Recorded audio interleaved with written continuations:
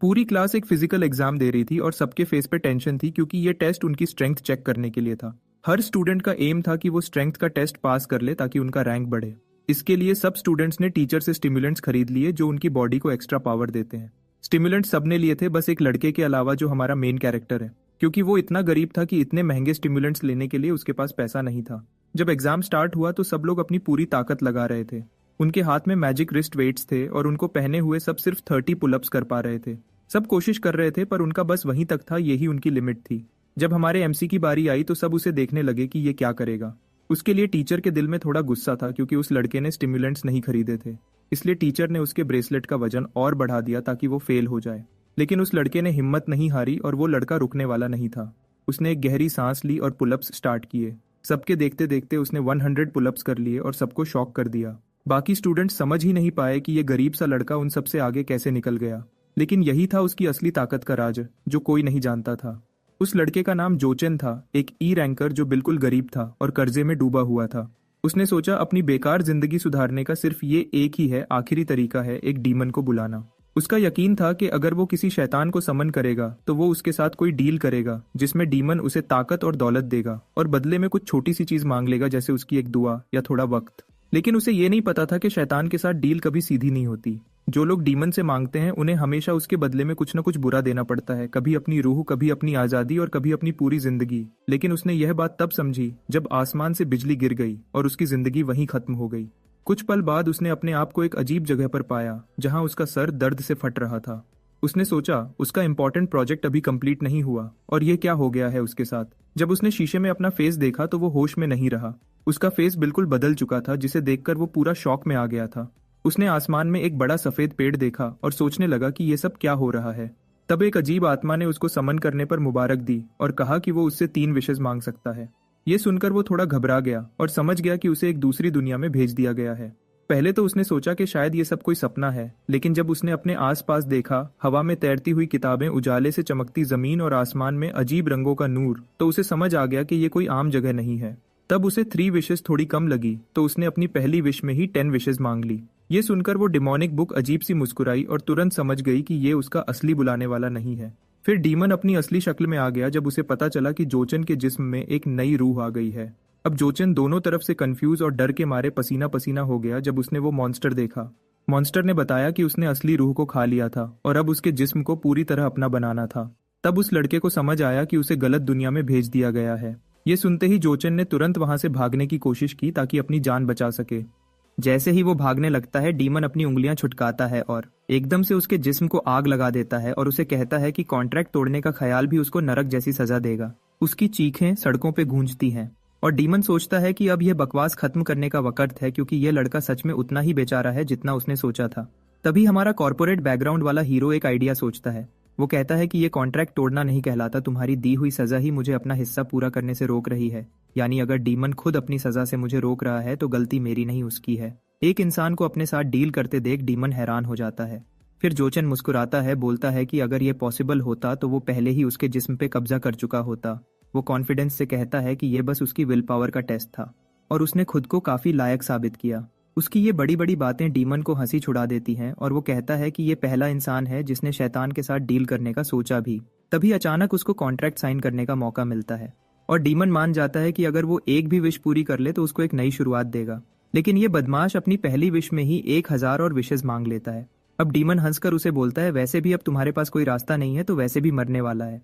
कोई रास्ता न देखते हुए वो मजबूरन अपने नए बॉस को बोलता है कि डील पक्की है। वो अपनी रूह को दांव पे लगा के कॉन्ट्रैक्ट साइन कर देता है। अगली सुबह वो आखिरकार अपने अपार्टमेंट पहुंचता है और उसकी हालत ऐसी होती है जैसे वो सारी रात कुत्तों से लड़के आया हो। उसका नया बॉस डीमन कॉन्ट्रैक्ट खत्म होते ही उसको छोड़ के भाग जाता है, लेकिन वो फैसला करता है कि अब चुपचाप सह लेगा, क्योंकि अब तो वो वैसे भी गुलाम जैसा है। जब वो अपार्टमेंट में दाखिल होता है और देखता है कि पूरा घर टूटा फूटा है और घर खाली होता है, फिर अचानक उसको एक खून से लिखा हुआ कर्ज का नोट मिलता है और वो सोचता है कि उसके परिवार के साथ क्या बकवास चल रही है। तभी उसे पीछे से एक जोर की आवाज सुनाई देती है और उसका सर एक मेटल बैट से ठोक दिया जाता है। जो आदमी अंदर आया था वो उस पर चिल्लाता है कि उसने उसके कॉल्स क्यों इग्नोर किए, लेकिन उस आदमी का साथी उसको कहता है कि लड़के को मारो मत। उसका दोस्त चेतावनी देता है कि यह लड़का खतरनाक हो सकता है क्योंकि वो एक ऑरेकल यानी फ्यूचर का ज्ञान रखता है। कंफ्यूजन और गुस्से में जोचन उन आदमियों से पूछता है कि यह लोग हैं कौन। तभी एक गोल्डन हेयर्स वाला बांडा बड़े अदब से उसके सीने पे एक ब्रूटल किक मारता है और उससे पूछता है कि उसकी बेकार माँ कहाँ है। फिर वो उस पे भड़कता है कि उसकी बेवकूफ माँ अपने इस निकम्मे बेटे के कर्जे चुकाने के लिए खुद को जला रही है, और वो उसको और उसकी माँ दोनों को कहता है कि तुम लोग सिर्फ ऑक्सीजन वेस्ट कर रहे हो। ये सुनते ही अचानक जो को अपने बचपन का वक्त याद आता है जब उसने अपनी माँ से कहा था कि वो अब लूजर नहीं रहना चाहता। उसने एक बुरा सपना देखा था जहाँ उसकी माँ इतना काम करती थी कि थक के मर जाती है, और वो दिल में डर रहा था कि शायद एक दिन ये सच न हो जाए। फिर उसने माँ से पूछा कि अगर वो ऑरेकल न बन सका तो क्या होगा तभी। उसकी माँ ने बस छोटे चैन को कहा कि चिंता बंद करो। उसके माँ ने कहा कि चाहे पूरी दुनिया डूब जाए वो हमेशा उसके साथ रहेगी और उसको अपने आप पे भरोसा रखना चाहिए। अब वापस प्रेजेंट में वो पूरा जोश में आ जाता है और एकदम बिजली की तेजी से गोल्डन हेयर्स वाले के मुंह पे पंच मार देता है। जो ने एक जबरदस्त किक मारा, हवा हिल गई जैसे कोई धमाका हुआ हो और बदमाश एकदम उड़कर दूर जा गिरा। उसका पार्टनर चीख कर बोला, अरे रुक जा, उसे मार मत डाल, लेकिन देर हो चुकी थी। धूल उड़ती है और सब लोग देखते हैं कि उसका जिस्म हवा में से सीधा जमीन पर जा पटका। जब धूल छंटती है उसका चेहरा इतना बुरा लगता है कि प्लास्टिक सर्जरी भी उसे ठीक नहीं कर सकती। ये देखकर बाकी दो गूंस एक दूसरे को घूर कर देखते हैं। उन्हें यकीन नहीं होता कि एक ई रैंक लड़का इतना पावरफुल हो सकता है। उन्हें लगता है कि जो ने अभी के अभी कोई ब्रेक थ्रू कर लिया है, जैसे उसकी शक्ति बढ़ गई हो। जो उन्हें अपनी ठंडी और तेज नजर से देखता है और कहता है, अपने गंदे मुंह बंद करो। गूंस डिसाइड करते हैं कि इस छोटे को सबक सिखाना जरूरी है। एक गून जॉन से कहता है, चलो इसके पैर तोड़ते हैं ताकि समझ आए बड़े लोगों से पंगा लेना क्या होता है। जो समझ जाता है कि वो लोग उसकी पावर के बारे में बात कर रहे हैं और उसे एहसास होता है कि वो इनसे लेवल में नीचे है। जून अपनी लोहे की पाइप उठाकर ऊपर से पूरी ताकत से स्विंग करता है। जो उसे स्लो मोशन में देख लेता है जैसे वक्त रुक गया हो। वो एक हल्की सी जंप से साइड हो जाता है और अटैक मिस हो जाता है। फिर एक सेकंड में जो उसके पीछे आ जाता है और अपनी नी से उसके चेहरे पर एक हल्का सा टच देता है।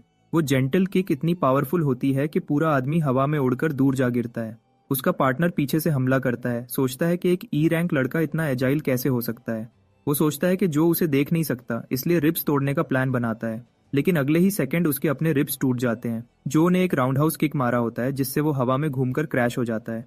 वो जमीन पर गिरकर सोचता है, ये क्या हो गया, मैं तो सिर्फ पैसे लेने आया था। वो डरे हुए टोन में कहता है, प्लीज मुझे माफ कर दो, मैं सिर्फ लिन्यू के कहने पर आया था। जो शांत लेकिन ठंडी आवाज में कहता है, अपने बॉस से कह देना कि उसका पैसा मिल जाएगा वक्त आने पर, अब मेरी जिंदगी से दूर रहना। वो दोनों गूंस उसके लफ्जों से कांपते हैं और जल्दी से भाग जाते हैं जैसे कोई भूत देख लिया हो। फिर जो धीरे से कहता है, बॉस तुम यहाँ हो क्या? गोल्ड फिंगर यानी डीमन हैरान होता है कि एक आम लड़का उसकी प्रेजेंस महसूस कर गया। जो खुश होकर कहता है, बॉस अगर मैं आपकी पावर यूज करूं तो मुझे किसी से डर नहीं लगेगा। डीमन इरिटेट हो जाता है और कहता है, तुम जैसे इंसान को मेरी पावर के बारे में सोचना भी नहीं चाहिए, ये तुम्हें खत्म कर सकती है। जो हैरान होता है और पूछता है, फिर मैं अपनी विश कैसे पूरी करूंगा अगर मैं स्ट्रांग नहीं हूँ? गोल्डफिंगर कहता है, टेंशन मत लो, तुम रिवॉर्ड से स्ट्रांग बन जाओगे, पर अभी के लिए मेरी पावर भूल जाओ। जो थोड़ा डिसअपॉइंटेड होता है ये सुनकर। डीमन अंदर ही अंदर सोचता है, ये लड़का मेरी पावर को इतने अच्छे से कंट्रोल कैसे कर रहा था? क्या ये मेरा पुराना साथी हो सकता है? जो फिर पूछता है, बॉस अब मुझे अपनी सेकंड विश के साथ क्या करना चाहिए? डीमन बस कहता है, अभी के लिए सब भूल जाओ, जो चाहो वो करो। जो एक गहरी सांस लेता है और सोचता है कि उसे अब भी इस नए वर्ल्ड के बारे में बहुत कुछ सीखना है और शायद यह नया बॉडी उतना यूजफुल नहीं जितना सोचा था। वो अपना फोन निकालता है ताकि देखे कि जो की लाइफ पहले कैसी थी। सबसे पहले उसे पता चलता है कि उसके फोन पर एक भी मैसेज या कॉल उसके फैमिली से नहीं आई थी।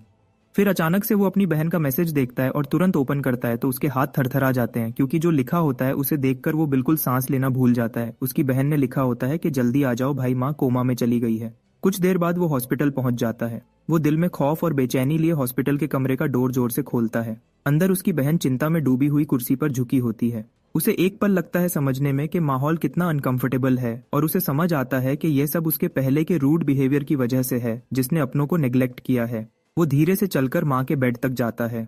वो औरत जो बेड पर पड़ी है उसे देखकर उसका दिल टूट जाता है, क्योंकि वो उसकी माँ है। उसकी हालत देखकर वो शॉक में आ जाता है, क्योंकि उसके दिमाग में माँ की एक बिल्कुल अलग तस्वीर होती है, एक जिंदा दिल और स्ट्रांग औरत। लेकिन अब वो बिल्कुल कमजोर और बेजान सी लग रही थी। अब उसके दिमाग में सिर्फ एक सवाल घूमता है, क्या ये सब जो की वजह से हुआ? वो गिल्टी के साथ बहन से माफी मांगता है और पूछता है, माँ कैसी है? लेकिन बहन के फेस पर एक कड़वी मुस्कुराहट होती है। वो उसे गुस्से से बोलती है, अब कौन से लेम एक्सक्यूजेस दोगे। वो उसे उसके पुराने सब बहाने याद दिलाती है, ट्रेनिंग डीमंस और वो सब स्टूपिड वजह हैं। और अचानक बहन फट पड़ती है और चिल्लाती है कि तुम माँ से मिलने तक नहीं आए, और माँ जो तुम्हारे लोन्स चुकाने के चक्कर में अपनी जान तक दांव पे लगा चुकी है। वो चुप हो जाता है जब बहन बोलती है, माँ लगभग मर गई थी क्योंकि तुम्हारे कर्जों के पैसे चुकाने के बाद उनके पास हॉस्पिटल का बिल देने के पैसे तक नहीं बचे थे। बहन सब गुस्सा निकालकर शांत होती है और फिर उसके हाथ में एक कार्ड देती है, कहती है इसमें 6 महीने के तुम्हारे खर्चे हैं, अब माँ का ख्याल वो खुद रखेंगे।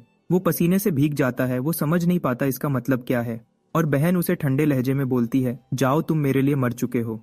हॉस्पिटल से बाहर गोल्डफिंगर उसके इमोशंस फील करता है और उसे पूछता है कि एक इंसान के अल्फाज तुम्हें इतना दर्द क्यों दे रहे हैं। डीमन उसे कहता है, ये सब तुम्हारी मिस्टेक नहीं, लेकिन उसे एक ऐसी लड़की या एक ऐसा लम्हा याद आता है जहां उसने भी वही गलती की थी, जैसे उसने किसी अपने को इग्नोर किया था, दुख दिया था या उनकी कदर नहीं की थी, बिल्कुल वैसे जैसे अब उसकी बहन उसे नाराज है। उसका बॉस हंस पड़ता है और कहता है, प्लान डिले मत करना। पर जो पूछता है, अगर मैं स्ट्रांग बन गया तो क्या ये सब प्रॉब्लम्स खत्म हो जाएंगी। डीमन मुस्कुराता है और उसे कहता है, हाँ सब कुछ ठीक हो जाएगा अगर तुमने साबित कर दिया कि तुम्हारे अंदर दम है। ये सुनकर जो के अंदर डिटर्मिनेशन भर जाता है। वो पूरी शिद्दत से अपनी ट्रेनिंग शुरू करने का फैसला करता है। दूसरी तरफ एक नाइट क्लब में कर्ज वसूल करने वाला बॉस अपनी सेक्रेटरी से कहता है, टीम को काम पर लगाओ, कस्टमर्स वेट नहीं करते। लेकिन सेक्रेटरी बोलता है, सर एक स्टूडेंट ने उनके 3 आदमी पीट दिए थे। बॉस का चेहरा बदल जाता है। उसे याद आता है कि उसके आदमी ने पेमेंट लेने की कोशिश डेडलाइन से पहले की थी और उसकी रेपुटेशन खराब कर दी। सेक्रेटरी कहता है, मैं उनको पनिशमेंट दे दूंगा, लेकिन फिर बोलता है, प्रॉब्लम यह है सर कि उस स्टूडेंट ने उन लोगों को हराया जो उससे लेवल में काफी ऊपर थे। बॉस का पूरा ध्यान अब उस स्टूडेंट पे चला जाता है। वो तुरंत रिपोर्ट पकड़ लेता है जिसमें जो का प्रोफाइल होता है। वो सोचता है कि ये लड़का उतना सिंपल नहीं जितना दिखता है, क्योंकि कोई स्किल भी लेवल 2 से लेवल 3 को हराने के लिए काफी नहीं होती। आखिर में वो अपनी सेक्रेटरी को ऑर्डर देता है कि उस लड़के पर नजर रखो। अगली सुबह जो अब दर्द में डूबा नहीं होता, बल्कि अपने आप को बेहतर बनाने के रास्ते पर निकल चुका है। सुबह की जॉगिंग असल में उसके नए इरादे और बदलने की निशानी है। हमारा हीरो सुबह जॉगिंग कर रहा होता है, तभी उसका फ्रेंडली नेबर उसे सप्लीमेंट्स का एक अच्छा डील ऑफर करता है। लेकिन वो हंसते हुए कहता है, मैं बाद में आऊंगा अंकल। वो बूढ़ा आदमी उसे देखकर कहता है, लगता है बेटा को गर्लफ्रेंड मिल गई है, तभी इतना एनर्जेटिक लग रहा है। हॉस्पिटल से डिस्चार्ज होने के बाद जो ने पूरा टाइम अपने बॉडी को समझने और स्ट्रांग बनने में लगाया होता है, उसके साथ वो हर जगह से इन्फॉर्मेशन भी इकट्ठा करता है। उसे मालूम पड़ता है कि जिन लोगों के पास पावर्स होती हैं उन्हें ऑरेकल्स कहा जाता है, और वो इसलिए कर्जे में डूब गया क्योंकि स्ट्रांग बनने के सप्लीमेंट्स कर्ज लेकर खरीदता है जो इतने महंगे हैं जैसे किडनी बेचनी पड़ जाए। वो नहीं जानता कि इन सप्लीमेंट्स की लिमिट क्या है, लेकिन कुछ दिन की ट्रेनिंग और थोड़े ड्रग्स से ही उसका बॉडी काफी मस्कुलर लगने लगता है। जैसे ही वो ये सब सोच रहा होता है, तभी उसका फोन बजता है। फोन उठाते ही दूसरी तरफ से कोई चीख कर बोलता है कि वो टीचर के कहने के बावजूद स्कूल लौटकर क्यों नहीं आया। ये सुनते ही जो को याद आता है कि वो उन सबको पूरी तरह भूल गया था। अगले दिन स्कूल में उसे पता चलता है कि यहाँ टोटल 6 रैंक्स होती हैं, ए से लेकर ई तक, और हर रैंक के टॉप लेवल तक पहुंचने के बाद ही अगले रैंक में जा सकते हैं, जो एक बहुत मुश्किल प्रोसेस होता है। इसी रीजन से दुनिया 5 लेयर्स में बनती है, जहां ई रैंक वाले और नॉर्मल लोग सबसे बाहर के लेयर में रहते हैं और डी रैंक वाले थोड़ा अंदर के जोन में। अपने आप को लोएस्ट टीयर समझकर जो डिसाइड करता है कि उसे जल्दी से स्ट्रांग बनना होगा ताकि वो मिडिल लेयर्स में पहुंच सके। तभी कोई पीछे से आकर उसके सर पे जोर से मार देता है और उसके तरफ हंस कर देखता है। उसका दोस्त मजाक में कहता है कि ये लड़का तो इतना वीक लग रहा है कि हम दोनों इसे आसानी से पीट सकते हैं। ये सुनकर जो के अंदर अजीब से फीलिंग आती है कि आज भी ऐसे बांडर टाइप लोग दुनिया में हैं। तभी टीचर क्लास में आता है और सब चुप हो जाते हैं। बाद में बाहर वो स्ट्रेचिंग करता है और सोचता है कि अभी तक उसकी स्कूल लाइफ काफी ठीक चल रही है। तभी पीछे से कोई उसे बुलाता है। थोड़ी देर बाद बुगर गाय यानी क्लास का थोड़ा फनी सा लड़का ये देखकर शॉक में पड़ जाता है कि जो उनके क्लास के सबसे स्ट्रांग लड़के से लड़ रहा है। उसका दोस्त ज्यादा सरप्राइज नहीं होता क्योंकि वो पहले भी जो को लड़ते देखता रहा है। बुली गुस्से में बोलता है कि जो ज्यादा अक्कड़ दिखाने लगा है सिर्फ इसलिए क्योंकि उसके रिटन एग्जाम्स में अच्छे मार्क्स आए हैं। वो कहता है कि ऑरेकल की असली वैल्यू उसकी फिजिकल पावर से होती है और जो की लेवल 1 स्ट्रेंथ बिल्कुल बेकार है। ये सुनकर जो का दोस्त बोलता है कि तू भी तो लेवल 1 का कचरा ही है। बुली गुस्से में आकर जोर से जो को पंच मार देता है। जो आसानी से उसका हाथ पकड़ लेता है और उसका रिस्ट घुमाकर पूछता है, क्या आप बोल चुके हो। बुली शॉक में पड़ जाता है कि ये लड़का उससे ज्यादा स्ट्रांग कैसे हो गया और सोचता है क्या जो पहले से लंबा भी हो गया है। फिर जो उसके अपने वर्ड्स उसे वापस देकर कहता है कि स्ट्रेंथ ही सब कुछ होती है और प्यार से पूछता है, क्या मैं तेरा फेस तोड़ दूं। वो लड़का डर जाता है और पसीना पसीना हो जाता है। सोचता है कि अब तो मैं जरूर पिटने वाला हूँ। तभी कोच आता है और गुस्से में चिल्लाता है कि जो ने वापस क्लास में प्रॉब्लम शुरू कर दी है। कोच इरिटेट होकर कहता है, क्या तुम झगड़ा करने वापस आए हो। जो इनोसेंट फेस बनाता है और कहता है कि हम तो सिर्फ मजाक कर रहे थे। बुली अपना हाथ छुड़ाकर उसे कहता है कि मुझे छोड़ दे। जब सब शांत हो जाते हैं तो कोच एक लास्ट वार्निंग देता है और सबको लाइन में लगने का ऑर्डर देता है। थोड़ी देर बाद सब स्टूडेंट्स पुलअप बार के पास जमा हो जाते हैं और कोच जीजिया उन्हें मोटिवेट करने लगता है कि अगर टूर्नामेंट में अच्छे रिजल्ट्स आए तो स्कूल का नाम रोशन होगा और एलीट एकेडमीज के दरवाजे खुलेंगे। स्पीच के एंड में वो अपने मिरेकल सप्लीमेंट्स का प्रमोशन शुरू कर देता है जैसे कोई छोटा मोटा स्कैम बेच रहा हो। चैलेंज स्टार्ट होता है और बुली एक ही ट्राई में 50 पुलअप्स मार देता है। अब चैलेंज ऑफिशियली शुरू होता है। ये देखकर क्लास रिप्रेजेंटेटिव के चेहरे पर बिल्कुल भी इंप्रेस होने जैसा एक्सप्रेशन नहीं थे। उसने थोड़ा सार्कास्टिक अंदाज में बोला, ये टेस्ट तो किसी टिकटॉक चैलेंज जैसा लग रहा है, सीरियस एग्जाम जैसा नहीं लग रहा। तभी पीछे से उसे एक आवाज आई। किसी ने उससे पूछा कि आर यू ओके, और वो आवाज जो की होती है। ये सुनते ही क्लास रिप्रेजेंटेटिव ने उसे बताया कि वो थोड़ी परेशान थी क्योंकि जो ने कई दिन से उसके मैसेजेस इग्नोर किए थे। जो ने तुरंत मुस्कुराते हुए बात कवर करने की कोशिश की और बोला, नहीं वो बस थोड़ी क्यूरियस थी मेरे बारे में। लेकिन फिर उसने जेंटली उससे रीअश्योर किया कि कुछ भी सीरियस नहीं हुआ, मतलब उसके साथ कोई प्रॉब्लम नहीं हुई। फिर टॉपिक बदलने के लिए उसने पूछा कि वो टीचर के सप्लीमेंट्स खरीदने से मना क्यों करता है। तो जो ने सीधा जवाब दिया, क्योंकि मेन बिल्कुल ब्रोक हूँ, मतलब उसके पास पैसे नहीं है। वो लड़की उससे वार्न करने लगी कि अगर उसने परचेस स्किप किया तो उसके बुरे कॉन्सिक्वेंसेज हो सकते हैं, लेकिन वो उससे वार्न कर ही रही होती है। इतने में उसका नाम अनाउंस हो जाता है और जाने से पहले जो उसे गुड लक विश करता है। वो पुलअप बार के पास जाती है और 25 पुलअप्स के बाद फेल हो जाती है। तभी कोच उसका नाम देखता है और उसे याद आता है कि उसने 2 बॉटल्स खरीदी थी। तभी वो उसका स्कोर मैजिक से 35 लिख देता है। तब जो के दिमाग में एक लाइट बल्ब जला। यही वजह थी कि सब स्टूडेंट्स ने वो ओवर प्राइस बॉटल ली थी, वरना उन्हें फेल या एक्सपेल कर दिया जाता। अब फाइनली जो की टर्न आई। कोच ने उस पर नजर टिकाई। उसे अच्छी तरह पता था कि जो ने एक भी बॉटल नहीं खरीदी। उसके चेहरे पर एक ट्विस्टेड स्माइल आई। उसने सोचा आज इस लड़के को सबक सिखाना चाहिए। तभी जो ने बार और रिस्ट गार्ड्स को ध्यान से देखा। पहली नजर में उसे सब नॉर्मल लग रहे थे, लेकिन उसे महसूस हुआ कि जरूर कोई ट्रिक छुपी गई है। जैसे ही उसने बार को पकड़ा, उसकी आंखें शॉक से खुल गईं। उसने महसूस किया कि उसकी बॉडी अचानक हैवी हो गई है। तब समझ गया कि गार्ड्स के अंदर वाले क्रिस्टल्स वेट बढ़ा रहे हैं। फिर भी उसने गिव अप नहीं किया। उसने समझा कि उन क्रिस्टल्स की एक लिमिट होगी और वो लिमिट तोड़ते हुए पुशअप्स करते गया जैसे ये उसके लिए कुछ भी नहीं हो। बाकी स्टूडेंट्स उसकी तरफ हैरानी से देखे जा रहे थे कि जो लड़का सबसे वीक समझा जाता था वो उन सबसे आगे निकल गया। जब जो ने 100 रेप्स क्रॉस कर लिए, सब चिल्लाने लगे कि वो तो कम से कम सेकंड ईयर का स्टूडेंट होगा। जैसे ही जो ने बार छोड़ी, स्टूडेंट्स उसके आसपास भीड़ लगा के लगातार एक ही सवाल पूछने लगे, वो इतना कैसे कर पाया। कोच भी वहीं खड़ा रह गया, शॉक में जम गया। उसके दिमाग में ये डाउट घूम गया कि कहीं जो ने सीक्रेटली एनहांसर्स तो यूज नहीं किए। फिर उसके अंदर एक डर पैदा हुआ कि अगर स्टूडेंट्स को पता चल गया कि बिना उसके सप्लीमेंट्स के भी सक्सेस मिल सकती है तो उसका धंधा खत्म हो जाएगा। तभी उसके चेहरे पर एक शैतानी स्माइल आती है और वो अपने दिमाग में जो के लिए एक गंदा प्लान सोच लेता है। फिर प्रिंसिपल अपने ऑफिस में फोन पे गुस्से में बात कर रहा होता है। उसे बताया जाता है कि सेकंड ईयर इवेंट्स कैंसिल कर दिए गए हैं। वो आर्ग्यू करता है कि स्कूल ऑलरेडी अंडर फंडेड है और मुश्किल से थर्ड ईयर स्टूडेंट्स से चलता है।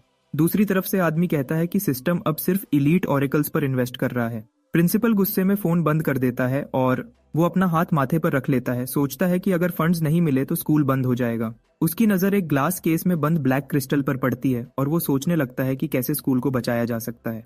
उसके थॉट्स तब रुक जाते हैं जब बाहर से कोच जीजी की आवाज आती है। कोच अंदर आता है और एक पेपर डेस्क पर रख देता है, ये कहकर कि ये वो स्टूडेंट्स हैं जो इलीट ऑरेकल्स बनेंगे। प्रिंसिपल पेपर देखता है और शॉक्ड होता है। सब स्टूडेंट्स हार्डली फर्स्ट ईयर के हैं, लेकिन कोच उन्हें बहुत टैलेंटेड कह रहा है। फिर कोच बोलता है कि एक स्टूडेंट ऐसा भी है जो बिल्कुल अनफिट है ऑरेकल बनने के लिए। प्रिंसिपल तुरंत इंटरेस्ट दिखाता है और पूछता है कौन। दूसरी तरफ जो प्रिंसिपल के ऑफिस की तरफ जा रहा होता है और उसके साथ डीमन चल रहा होता है। तभी जादुई किताब उससे पूछती है कि उसने इस बार क्या छुपाया है, लेकिन जो चुप रहता है बिल्कुल सीरियस एक्सप्रेशन के देखते हुए। जो अब प्रिंसिपल ऑफिस के डोर के बाहर खड़ा होता है और सोचता है कि हेडमास्टर कितना स्ट्रिक्ट है और उम्मीद करता है कि कुछ बुरा ना हो। जैसे ही वो डोर का हैंडल पकड़ता है तो अचानक उसके सामने आग के शोले फूट जाते हैं। डीमन अपनी ताकत दिखाता है और लड़का शॉक में रह जाता है और ये उसके लिए बिल्कुल अनएक्सपेक्टेड होता है। जैसे ही शोले जो पर फूटते ही वो चिल्लाता है और उसकी बॉडी जल रही होती है। वो हेल्पलेस फील करता है। दर्द और फियर उसके हर एक्शन को कंट्रोल करते हैं। व्यूअर्स को भी ये मोमेंट काफी टेरिफाइंग लगता है। तभी उसे प्रिंसिपल बोलता है कि अब टाइम वेस्ट मत करो और सीधा अंदर आओ। जो अंदर जाता है और पोलाइटली पूछता है कि हेडमास्टर ने क्यों बुलाया है। प्रिंसिपल रिकॉर्ड देखता है और पूछता है स्टूडेंट क्या सोचते हैं ऑरेकल बनने के लिए क्या चाहिए है।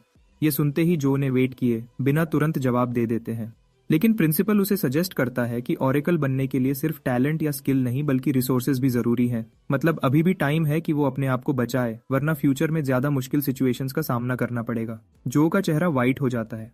प्रिंसिपल उसे समझाता है कि ओरेकल डेवलप करना बहुत महंगा है और इंसिस्ट करता है कि जो एक गरीब लड़का है जो सरवाइव नहीं कर सकेगा। फिर प्रिंसिपल डिसाइड करता है जो स्टूडेंट्स फाइनेंशियली या स्किल वाइज स्ट्रांग नहीं है उनको ओरेकल प्रोग्राम से निकाल देना चाहिए ताकि रिसोर्सेज वेस्ट न हो। ये सुनकर जो को सिचुएशन समझने के लिए कुछ सेकंड्स लगते हैं, जबकि दूसरी तरफ डीमन अपने थॉट्स और प्लान्स के बारे में सोच रहा है होता है। जो को अब रियलाइज होता है कि क्रिस्टल ही वो ऑब्जेक्ट है जो शायद ओरेकल बनने या किसी पावर को अनलॉक करने के लिए जरूरी है। फिर साथ ही डीमन उसे कहता है क्रिस्टल को ग्रैब करो। जो फिर जादुई किताब से क्वाइटली कहता है वो खुद क्रिस्टल ले ले, लेकिन डीमन उसे रिमाइंड करवाता है कि सिस्टम या रूल्स के हिसाब से किसी और का एक्शन भी जरूरी है। जो रुकता है और सोचता है कि मिड सिटी जोन में एंटर करना जरूरी है क्योंकि वहां वो एक्सपेल नहीं हो सकेगा। तब उसे याद आता है कि अभी तक कोई भी स्टूडेंट E2 लेवल से आगे नहीं गया। जो डीमन से पूछता है कि क्या वो रिवॉर्ड डिसाइड कर सकता है क्योंकि जो अपनी प्लानिंग और कंट्रोल मेंटेन करना चाहता है। तभी डीमन को समझ आ जाता है जो क्या प्लान कर रहा है। जो उसे डिक्लेयर करता है कि उसे बैरो पावर स्किल चाहिए, मतलब ये स्किल बहुत रेयर और पावरफुल होती है। तभी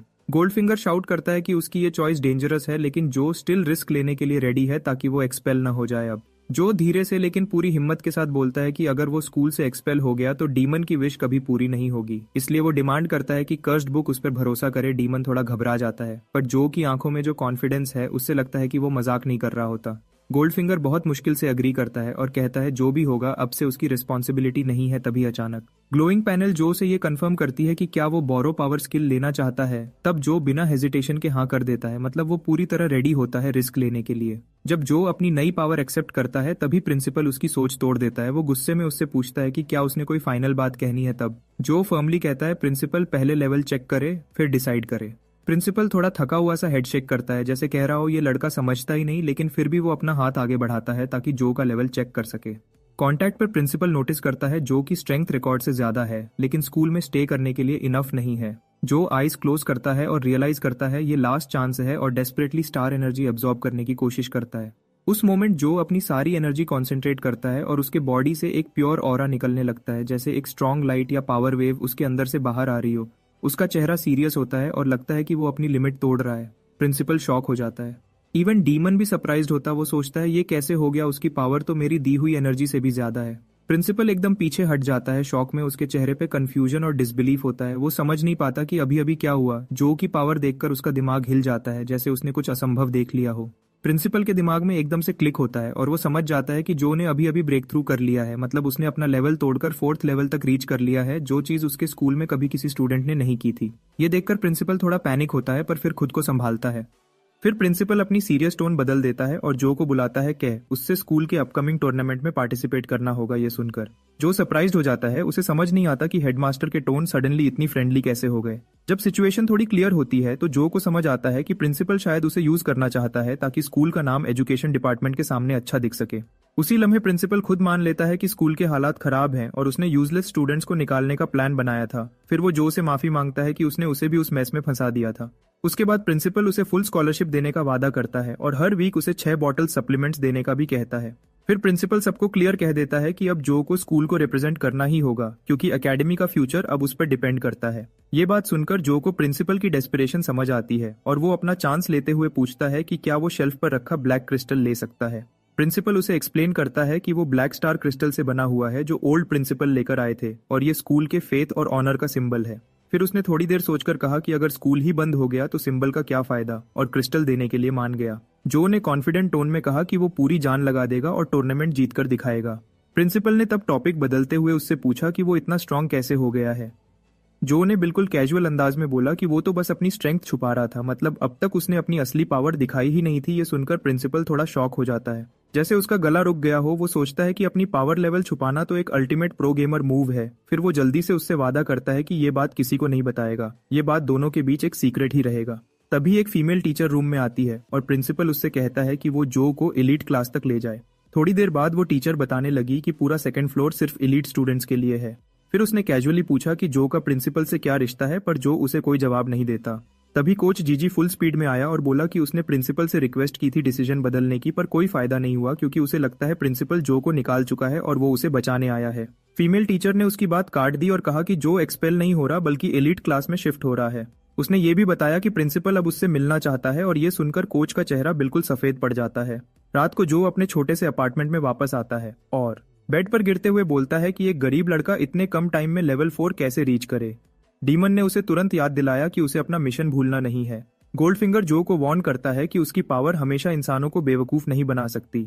जो ये बात समझ गया था, फिर भी वो सोचता है कि अब तो उसे फ्री सप्लीमेंट्स मिल रहे हैं और एक्सपेल होने से भी बच गया है, तो जिंदगी अभी कुछ बुरी नहीं लग रही, मतलब अभी तक सब ठीक चल रहा है। जब उसने फोन देखा तो तब उसे समझ आई कि असली प्रॉब्लम तो अभी भी है, वो है कर्ज का पहाड़।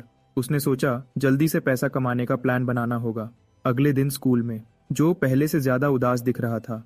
वो चारों तरफ देखता है तो जगह पुरानी और धूल से भरी हुई लगती है और कहता है ये कैसी खराब जगह है। फिर अचानक कोई उसका नाम लेता है। डोर से एक आदमी हाथ हिलाता हुआ उसे बुलाता है। वो आदमी उसे मुस्कुराते हुए कहता है इधर आओ। वहां दोनों के बीच बात शुरू होती है।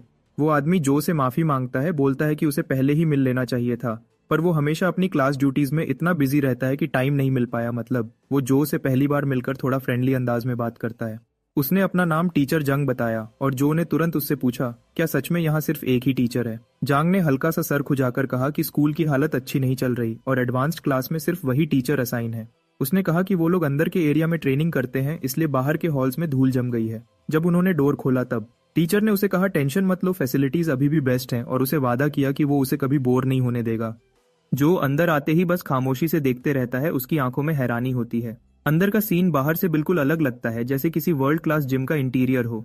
उसका टीचर जांग उससे समझाता है कि यहाँ सब स्टूडेंट्स अपनी सेल्फ ट्रेनिंग कर रहे हैं और वो उन सबसे उसका इंट्रोडक्शन करवा देता है। लेकिन जो को ऐसे लगता है जैसे वो किसी 5 स्टार फिटनेस क्लब में आ गया हो। यहाँ सब स्टूडेंट्स एनर्जी से भरे हुए होते हैं, लेकिन कुछ स्टूडेंट्स उसकी तरफ अजीब से नजर से देखते हैं, जैसे कुछ सोच रहे हों। टीचर सबको बुलाता है और कहता है कि नए स्टूडेंट से मिल लो। तब जो पोलाइटली सबको नमस्ते करता है और रिस्पेक्ट से उनसे पेश आता है ताकि उनपे उसका अच्छा इंप्रेशन पड़ सके। तभी पीछे से एक रेड हेयर वाला लड़का बदतमीजी करता है। वो अपने हाथ को फोल्ड करके मुस्कुराता है और जो का मजाक उड़ाकर कहता है कि एक्टिंग बंद करो और मान लो तुम यहाँ अपनी पावर से नहीं बल्कि किसी रेफरेंस से आए हो। ये सुनते ही टीचर तुरंत गुस्सा हो जाता है और उस लड़के को डांटता है। कहता है जो सिर्फ अपनी स्किल के दम पर ट्रांसफर हुआ है। लेकिन वो लड़का जिसका नेम विनहाओ है वो बात नहीं मानता और उसकी आंखें तेज हो जाती हैं जैसे किसी शिकार को देख रहा हो, और वो जो को फाइट के लिए चैलेंज कर देता है। ये सुन के बाकी स्टूडेंट्स एक्साइटेड हो जाते हैं क्योंकि काफी टाइम बाद कोई युद्ध होने वाला है और सब गॉसिप करने लगते हैं। एक ब्राउन हेयर वाला लड़का पीछे से पूछता है क्या हो रहा है, तो एक पिंक हेयर वाली लड़की बताती है कि फाइट होने वाली है। ये सुनकर लड़का और इंटरेस्टेड हो जाता है और पूछता है ये नया ट्रांसफर होने वाला स्टूडेंट कौन है। टीचर जो को कहता है कि चैलेंज एक्सेप्ट मत कर ले, लेकिन जो बिना सोचे तुरंत एक्सेप्ट कर लेता है। जो बिल्कुल शांत अंदाज में कहता है कि उसे फाइट से कोई प्रॉब्लम नहीं है, बस एक शर्त है, लीथल फोर्स मतलब मार देने वाली या जानलेवा पावर यूज नहीं होगी, यानी दोनों सिर्फ प्रैक्टिस फाइट करेंगे बिना किसी को सीरियस चोट पहुंचाए। उस वक्त स्कूल ऑफिस में प्रिंसिपल गुस्से से फट पड़ता है। वो चीख कर पूछता है क्या नया लड़का आते ही लड़ाई झगड़े शुरू कर गया है। मतलब उसे यकीन नहीं हो रहा कि जो ने सच में क्लास ज्वाइन करते ही फाइट एक्सेप्ट कर ली। टीचर प्रिंसिपल को फोन पे समझाता है कि जो ने विनहाउ का चैलेंज एक्सेप्ट कर लिया है। फाइट के सीन में दोनों एक दूसरे के सामने खड़े हैं, दोनों के बॉडीज से एक स्ट्रॉन्ग ऑरा निकल रही है। प्रिंसिपल ये सब सुनकर थोड़ा कंफ्यूज होता है, पर फिर सोचता है शायद वो लड़का अपना लेवल चेक करना चाहता है, इसलिए वो उसे युद्ध की परमिशन दे देता है। थोड़ी देर बाद दोनों अपनी अपनी साइड पर रेडी खड़े होते हैं। टीचर रूल्स समझाता है। पहला रूल कोई आउटसाइड हेल्प नहीं करेगा और दोनों को सेम स्टार लेवल पर कम्पीट करना होगा। वेनहाउ को यकीन नहीं होता कि जो भी ई रैंक ऑरेकल है, मतलब उसके जैसा ही लेवल का स्टूडेंट है। टीचर दोनों को समझाता है और रूल्स बताता है कि फाइट के दौरान किसी भी वाइटल पॉइंट यानी बॉडी के नाजुक हिस्सों पर अटैक करना बिल्कुल मना है, मतलब फाइट फेयर और सेफ होनी चाहिए। दोनों एक दूसरे के इर्द गिर्द घूमते हैं। टीचर याद दिलाता है कि लीथल फोर्स बिल्कुल अलाउड नहीं और जो हारेगा वो बदला नहीं ले सकता। एक क्लीन हिट या सरेंडर से मैच खत्म होगा। टीचर हाथ हिलाकर सिग्नल देता है और मैच स्टार्ट हो जाता है। विनहाउ बिना टाइम वेस्ट किए अटैक के लिए चार्ज करता है और सीधा जो के गले पर निशाना बनाता है। जो बिल्कुल भी नहीं घबराता और उसका हाथ पकड़ लेता है और उसे कंप्लीटली कंफ्यूज कर देता है। वो फिर से अटैक करता है और समझ जाता है कि ये लड़का सच में पावरफुल है। विनहाउ एक के बाद एक अटैक करता है, पर जो हर बार उसके वार से बच जाता है। विनहाउ गुस्सा हो जाता है और अचानक स्पीड बढ़ाकर किक मारने की कोशिश करता है। उसका पैर हवा में मुड़ता है और वो अपना स्पेशल अटैक जो सबसे पावरफुल होता है, जिसे विंड हुक किक कहते हैं, वो जो पर यूज करता है। जो तुरंत अपने हाथ से उसके अटैक को ब्लॉक कर लेता है, मतलब उसने वेनहाउ का किक रोक लिया। रेड हेयर लड़का यानी वेनहाउ मुस्कुराता है। उसे लगता है कि अब मैच खत्म हो गया है, मतलब वो समझता है कि अब जो हार चुका है और वो जीत गया है। लेकिन इसी पोजीशन में जो अचानक एक तेज किक उसके गले की तरफ मार देता है। वो लड़का तुरंत संभलने की कोशिश करता है और हैरान होकर सोचता है ये बंदा मार्शल आर्ट्स कैसे जानता है। गिरने से पहले वो अपने आप को संभालता है और सोचता है अब सिर्फ एक ही चीज मैटर करती है और वो है अपना फेस बचाना। लेकिन जैसे ही वो मुड़ता है, जो शांति से उसकी नाक पर बंद मुट्ठी से एक हल्का टैप करता है और हल्की सी मुस्कान के साथ जो पूछता है क्या इसका मतलब ये जीत गया। वेनहाउ वहीं हैरानी में जम जाता है। मैदान में खड़े सब लोग कुछ पल के लिए बिल्कुल शांत हो जाते हैं जब तक टीचर जोंग ऑफिशियली अनाउंस नहीं करता कि विनर कौन है। वेनहाउ यकीन नहीं कर पाता कि वो वाकई हार गया है। सब लोग मैच के रिजल्ट से शॉक हो जाते हैं, उन्हें लगता है हमारा लड़का बहुत ज्यादा स्ट्रांग है। वहीं जो सोचता है मैच बहुत जल्दी खत्म हो गया, लेकिन फिर भी उसने कुछ सीख लिया और फिर वेनहाउ से पूछता है उसे अब कोई कंप्लेन तो नहीं। मैच देखकर कोच को अपनी आंखों पर यकीन नहीं होता क्योंकि वेनहाउ एक एलीट स्टूडेंट है जिसे प्रोफेशनल ट्रेनिंग मिली है, और फिर भी वो हार गया एक ऐसे लड़के से जो अभी एलीट क्लास में प्रमोट हुआ है। कोच सोचता है कि इस लड़के में कुछ खास हिडन टैलेंट है, इसी वजह से प्रिंसिपल ने कहा था उसे स्पेशल ट्रीटमेंट दो। अचानक प्रिंसिपल खुद आता है और हमारे लड़के को मुबारकबाद देता है और कहता है मेरे साथ चलो, मुझे तुमसे एक जरूरी बात करनी है। पिंक बालों वाली लड़की ये देखकर बिल्कुल हैरान रह जाती है और पीले बालों वाला लड़का कहता है हमें अपनी टीम में ऐसे बंदे की जरूरत है जैसे जो है। प्रिंसिपल उससे पूछता है क्या तुम्हें एलीट क्लास पसंद है, तो वो कहता है स्टूडेंट्स ज्यादा ओवर एक्साइटेड हैं, इसके अलावा कुछ खास नहीं। प्रिंसिपल कहता है तुम आदत डाल लोगे क्योंकि स्ट्रांग लोग हमेशा सबका ध्यान अट्रैक्ट करते हैं। फिर प्रिंसिपल उससे कहता है अपना ध्यान ट्रेनिंग पर रखो, स्कूल तुम्हारी पूरी हेल्प करेगा। ये सुनकर जो सोचता है प्रिंसिपल अब उस पर भरोसा करने लगा है। तब जो पूछता है क्या आप जानते हैं कोई ऐसा तरीका जिससे स्टूडेंट्स जल्दी पैसा कमा सकें। प्रिंसिपल कहता है अभी ट्रेनिंग पे फोकस रखो ताकि आगे चल के ज्यादा पैसा कमा सको, और अगर तुम्हारे घर पे फाइनेंशियल प्रॉब्लम हो तो स्कूल मदद करेगा। जो कहता है ऐसा कुछ नहीं है और सोचता है अब उसे कोई और रास्ता ढूंढना पड़ेगा। अगले लम्हे जब वो जिम में ट्रेनिंग कर रहा होता है तो याद करता है कि स्कूल में स्टूडेंट लोन्स के खिलाफ सख्त रूल्स हैं, इसलिए उसे संभल कर चलना होगा। वो सोचता है पैसा कमाने का कोई दूसरा तरीका सीखना पड़ेगा। तभी पीले बालों वाला लड़का सामने आता है और मैच के लिए उसकी तारीफ करता है। जो उससे पूछता है तुम कौन हो, तो वो जो से पूछता है तुम कौन हो। तब लड़की कहती है शेन बदतमीजी मत करो फिर, और वो जो से माफी मांगती है कि कभी कभी वो थोड़ा इरिटेट करता है। फिर अपना नाम बताती है कि मैं सू हूँ और ये परेशानी वाला बंदा शेन है। वो कहती है हम दोनों तुम्हारे सीनियर हैं और अगर तुम्हें कुछ समझ ना आए तो हम तुम्हारी मदद करेंगे। शेन कहता है अब से हम एक टीम हैं और मैं टीम लीडर हूँ, इसलिए मैं खुद तुम्हारा ख्याल रखूंगा। फिर वो पूछता है कि तुमने वेनहाउ के अगेंस्ट जो कॉम्बैट टेक्निक यूज की वो क्या थी, लेकिन जो कहता है उसे ऐसे टेक्निक्स के बारे में कुछ पता नहीं। लीडर हैरान हो जाता है जब जो कहता है कि वो मूव सिर्फ रिफ्लेक्स था। वो कहता है वेनहाउ को जब ये पता चलेगा तो वो पागल हो जाएगा, और सू कहती है मैं उसे समझा दूंगी। सू समझाती है कि combat techniques special super moves होती हैं जो स्क्रोल्स या मेमोरी स्टोन्स से सीखी जाती हैं, और जितना ज्यादा मास्टरी होती है उतनी ही स्ट्रांग बनती है। इसकी बहुत सारी टाइप्स होती हैं और स्ट्रांग फाइटर्स इन्हें मिलाकर अपना फाइटिंग स्टाइल बनाते हैं।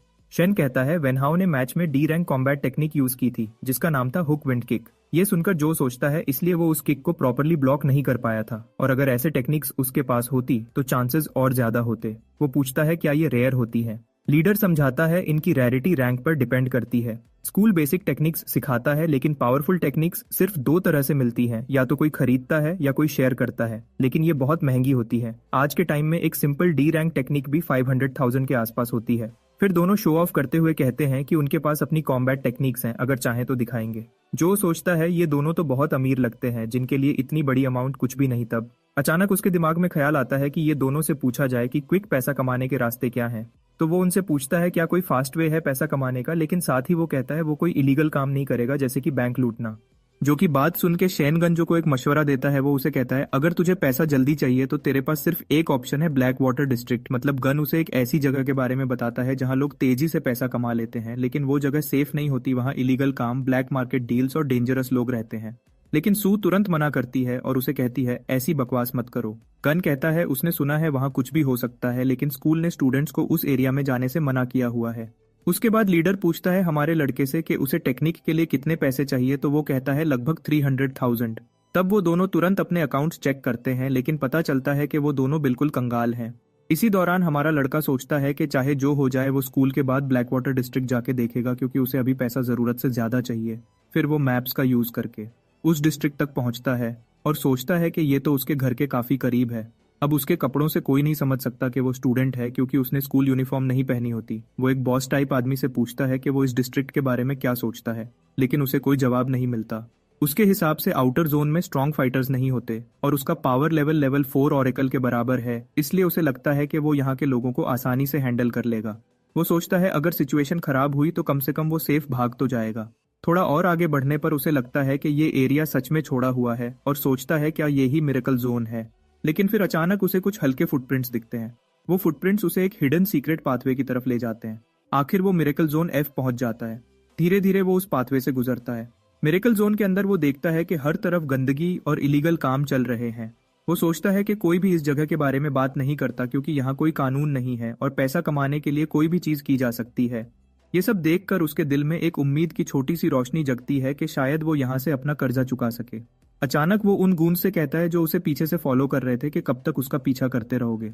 उनमें से एक गूंज कहता है कि उसके सिक्स्थ सेंस बहुत शार्प है। वो तो प्लान बना रहा था कि जब ये बिल्कुल केयरलेस हो जाए तब अटैक करेगा, लेकिन अब सब बदल गया है और वो सबके सामने पीटेगा। वो कहता है उसने ऐसे लड़के पहले भी देखे हैं, अमीर घर के बच्चे जो रूप बदलकर ब्लैक वाटर डिस्ट्रिक्ट आते हैं और फिर उनके शिकार बन जाते हैं। जो सोचता है ये बंदा बिल्कुल इडियट है क्योंकि मैं खुद तो बिल्कुल कंगाल हूँ। गून कहता है कि वो एक ऑरेकल है, इसलिए अगर उसने भागने की कोशिश करेगा तो कोई फायदा नहीं, बेहतर यही है कि अपने पॉकेट खाली करे वरना जिंदा नहीं बचेगा। ये सुनकर हमारा लड़का कहता है कि तुम लोग तो बड़े बदतमीज हो, और एक ही स्ट्राइक में वो गूंस के लीडर को बेहोश कर देता है। बाकी दोनों गून गुस्से से पागल हो जाते हैं कि उनका लीडर इतनी आसानी से कैसे गिर गया। तभी अचानक दोनों एक साथ उस पर झट से दौड़ते हैं पीछे से वार करने के लिए, लेकिन अचानक कुछ लकड़ी के क्रेट्स दोनों पर गिरते हैं। इसी दौरान एक मिस्टीरियस लड़की तुरंत आके हमारे लड़के का हाथ पकड़ लेती है और कहती है मेरे साथ चलो। फिर वो दोनों वहां से भाग जाते हैं।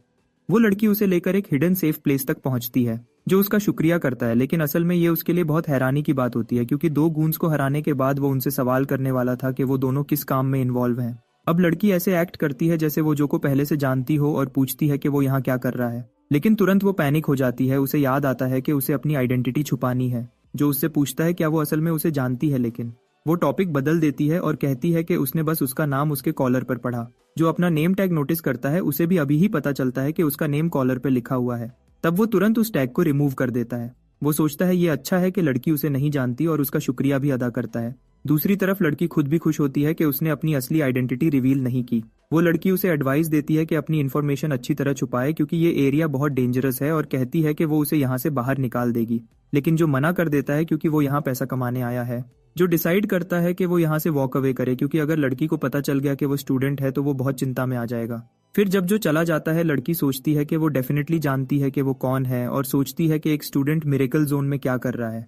जब उसने जो कुछ हुआ उसे स्ट्रेंज फीलिंग आई, लगता है कि वो ऑलरेडी ऑरेकल बन गया है। इसी दौरान जो एक मास्क खरीदता है ताकि उसकी आइडेंटिटी लीक ना हो। वो सोचता है कि अभी तक उसने पैसा कमाने का कोई तरीका नहीं ढूंढा। अचानक एक स्ट्रेंजर उसके पास आता है और उसे कहता है कि वो यहाँ का लोकल टूर गाइड है। वो कहता है कि वो जो के सारे सवालों का जवाब दे सकता है।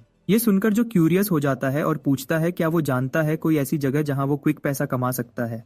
ये सुन के गाइड बहुत खुश होता है क्योंकि उसे लगता है कि अब उसे एक और पार्टिसिपेंट मिल गया है। फिर वो उसे प्राउडली कहता है कि उसे फॉलो करे। गाइड जो को एक फाइटिंग अरीना ले जाता है। जो पूछता है क्या ये अंडरग्राउंड फाइट क्लब है। गाइड कहता है बिल्कुल सही, और यही फास्ट कैश कमाने का मोस्ट एफिशिएंट तरीका है। गाइड एक्सप्लेन करता है कि आज विनर को प्राइज मनी मिलेगा और साथ ही बेट का पैसा भी। ऑरेकल्स भी फाइट्स में पार्टिसिपेट करते हैं, इसलिए ये matches high risk high reward होते हैं। जो ऑनगोइंग फाइट देखकर सोचता है कि डेफिनेटली उसके पास जीतने का चांस है। गाइड उससे पूछता है क्या वो पार्टिसिपेट करना चाहता है क्योंकि वो उसके लिए बेटिंग चिप्स अरेंज कर सके। जो कहता है कि वो प्राइज मनी के लिए अपना चांस जरूर लेगा। फिर अचानक वही मिस्टीरियस लड़की फाइट क्लब में एंटर करती है और जो को ढूंढने लगती है। वो देखती है जो रिंग के अंदर खड़ा है और सोचती है कि वो यहाँ क्या कर रहा है। वहाँ एक अगली गाय जो के सामने बड़ा एरोगेंट एक्ट करता है और उससे कहता है क्या वो पावरफुल फाइटर है, लेकिन जो एक ही स्ट्राइक में उसे नॉकआउट कर देता है।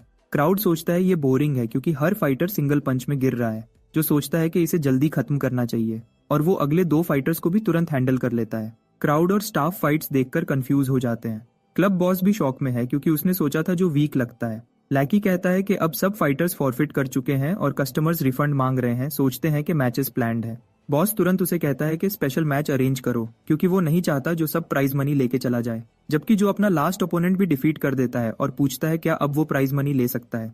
अनाउंसर कहता है कि क्राउड बहुत एक्साइटेड है इसलिए उन्होंने स्पेशल मैच अरेंज किया है। जो सोचता है कि ये लोग शायद कैश प्राइज कभी ना दें, मतलब वो रियलाइज करता है कि बॉस और स्टाफ सिर्फ उसे मुश्किल में डालने के लिए ये मैच अरेंज कर रहे हैं। लैकीज मतलब छोटे हेल्पर्स या सबॉर्डिनेट्स जो यूजुअली बॉस या पावरफुल पर्सन के लिए काम करते हैं, वो एक ट्रॉली लेकर आते हैं जिसमें एक मॉन्स्टर बंधा हुआ होता है। फिर अनाउंसर कहता है कि स्पेशल मैच इस निफलन मॉन्स्टर के साथ होगा और जो उसे देखकर जेन्युइनली सरप्राइज हो जाता है।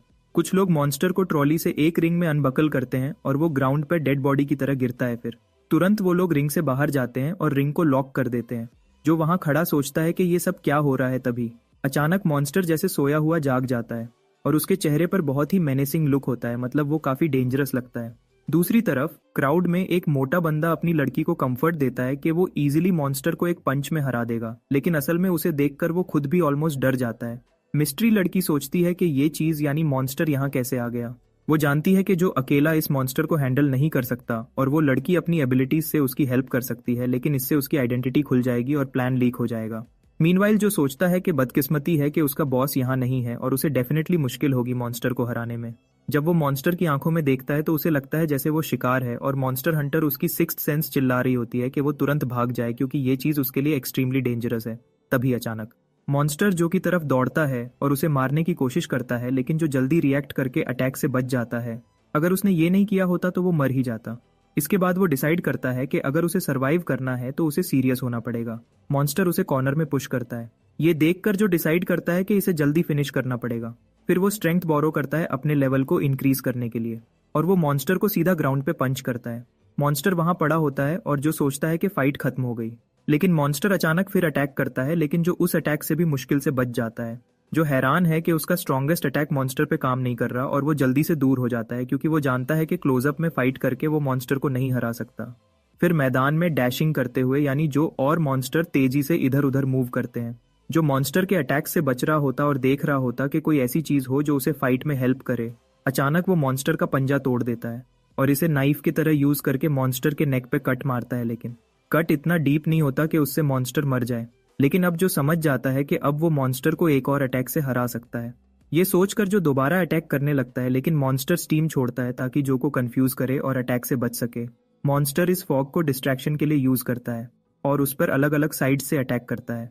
जो फॉग के अंदर कुछ भी नहीं देख सकता और मॉन्स्टर ये चांस उसे डैमेज देने के लिए यूज करता है क्योंकि वो डरता है कि अगर जो एक भी मूव करेगा तो वो मर जाएगा। तब तुरंत ही हमारे हीरो को अच्छी तरह समझ आ गया था कि अगर टाइम पूरा हो गया तो उसकी मौत पक्की है, इसलिए उसके पास कोई ऑप्शन नहीं था, बस उसे स्टीम को रोकना ही था। फिर वो डिसाइड करता है कि अपने सारे सेंसेस का यूज करके मॉन्स्टर का लोकेशन कंफर्म करेगा और उसे फाइनली मार डालेगा। वो पूरी कॉन्सेंट्रेशन से फोकस करता है और तुरंत मॉन्स्टर का एग्जैक्ट लोकेशन उसके माइंड में लॉक हो जाता है। उसके बाद वो मॉन्स्टर के हाथ को पकड़ लेता है और उसे एक क्लीन कट से काट देता है, यहाँ तक कि मॉन्स्टर को रिएक्ट करने का मौका भी नहीं मिलता। अब हमारे हीरो को एक परफेक्ट मौका मिलता है। ये वही चांस था जिसका वो इंतजार कर रहा था। अब उसके पास चांस है कि वो अपना फाइनल अटैक करे और मॉन्स्टर को हमेशा के लिए खत्म कर दे। लेकिन अफसोस वक्त खत्म हो जाता है और उसका दिल दर्द से भर जाता है। इसी समय मॉन्स्टर उससे ये मौका छीन लेता है। जैसे ही हमारे हीरो का ध्यान टाइम खत्म होने पर जाता है, मॉन्स्टर तुरंत मौका पकड़ता है और उसका हथियार छीन लेता है, मतलब उसे बिल्कुल बेहथियार कर देता है और अब अपनी टंग से लीथल अटैक करता है। लेकिन हमारा हीरो अभी भी गिव अप नहीं करता। वो डिसाइड करता है कि अब वो अपनी लिमिट से भी आगे जाएगा। फिर वो और स्ट्रेंथ बोरो करता है और मॉन्स्टर की टंग को पकड़ लेता है। उसके बाद उसे हवा में स्विंग करता है और मॉन्स्टर के दोनों जॉज को पकड़ लेता है। अपनी पूरी ताकत लगाकर मॉन्स्टर को तोड़ता है और फाइनली मार देता है। इस बीच ऑफिशियल्स जो कैमरा से देख रहे होते हैं समझ नहीं पाते कि ये क्या हो रहा है। बॉस घबराकर पूछता है क्या नया लड़का फाइनली गिर गया, लेकिन उसका चेहरा जल्दी ही पेल हो जाता है ये सुनने के बाद कि मॉन्स्टर टूट चुका है। मैदान के अंदर एक सफेद बालों वाली लड़की खड़ी होती है जो आंखें फाड़कर जो को देखती रहती है।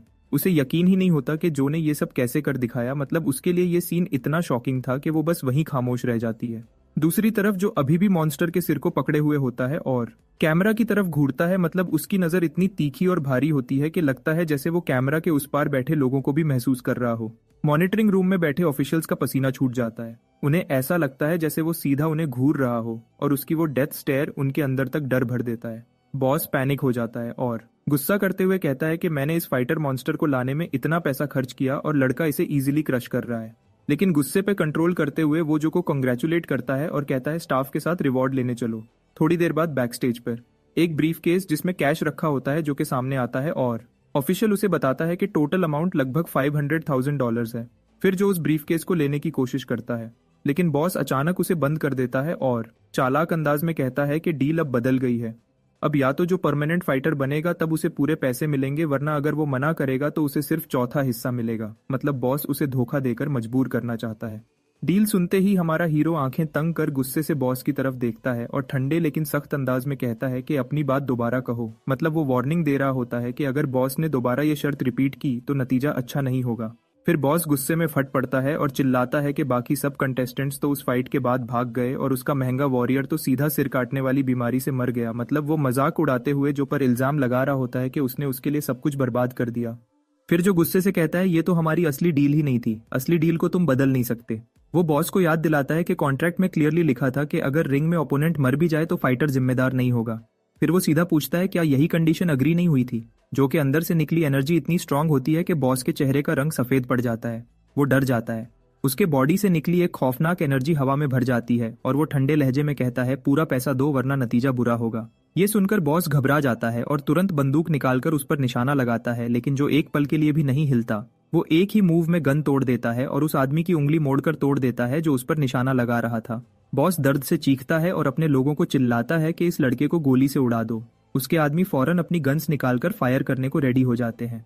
जो बस एक गहरी सांस लेता है और वो इरिटेट हो रहा होता है, जैसे कह रहा हो ये सब बकवास खत्म करो। बाहर सफेद बालों वाली लड़की एकदम टेंशन में आ जाती है क्योंकि अंदर से गन फायर की आवाज आती है। थोड़ी देर बाद एक आदमी विंडो तोड़कर बाहर उड़ता हुआ गिरता है जैसे खाली सोडा कैन। जो लोग नीचे खड़े होते हैं वो शौक में उस आदमी को देखते हैं और सोचने लगते हैं क्या यहाँ कोई मूवी शूट हो रही है। सफेद बालों वाली लड़की तुरंत समझ जाती है कि ये सब हंगामा जो का ही काम है।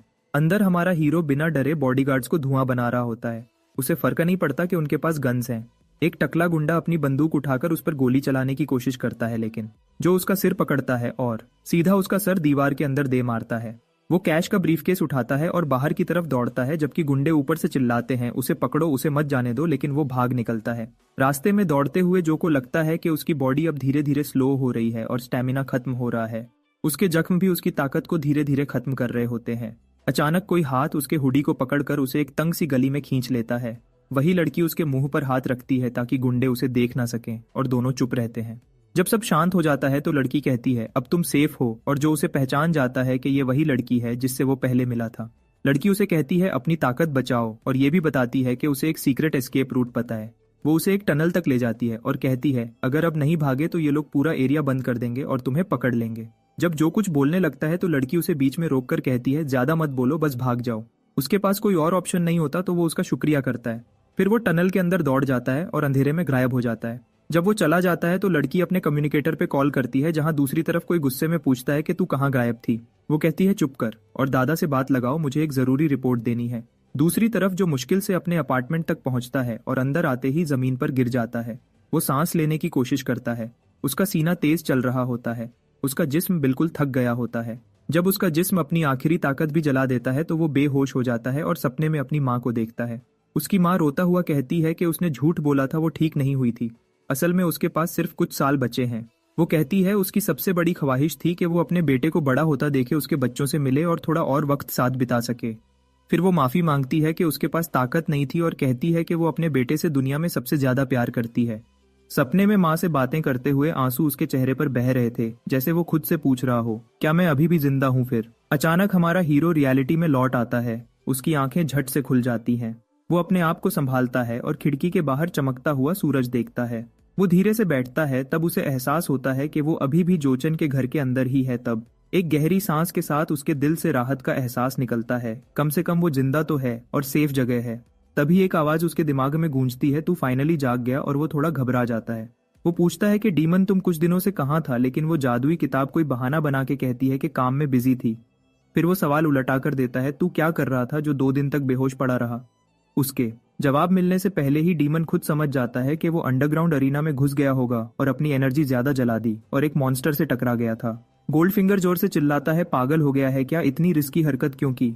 हीरो मुस्कुराता है पर वो छुप नहीं सकता। डीमन उसे वार्न करता है, तेरे पास इतनी पावर नहीं कि मैं तुझे दूसरी बार वापस ला सकूं। अपनी जिंदगी की कीमत समझ, ये तेरा दूसरा मौका है। ये सुनकर जो हल्का सा मुस्कुराता है और कहता है थैंक्स मेरे पीछे नजर रखने के लिए। गोल्डफिंगर का गुस्सा शांत हो जाता है और वो उससे कहता है, जो मॉन्स्टर तुमसे लड़ा था वो इस दुनिया का नहीं लगता। ये सुनकर जो को उस लड़की की याद आती है जो उसने उस श्रापित जगह में देखी थी, पर वो ख्याल झटक देता है। उसका फोकस अभी सिर्फ लेवल अप पे होता है।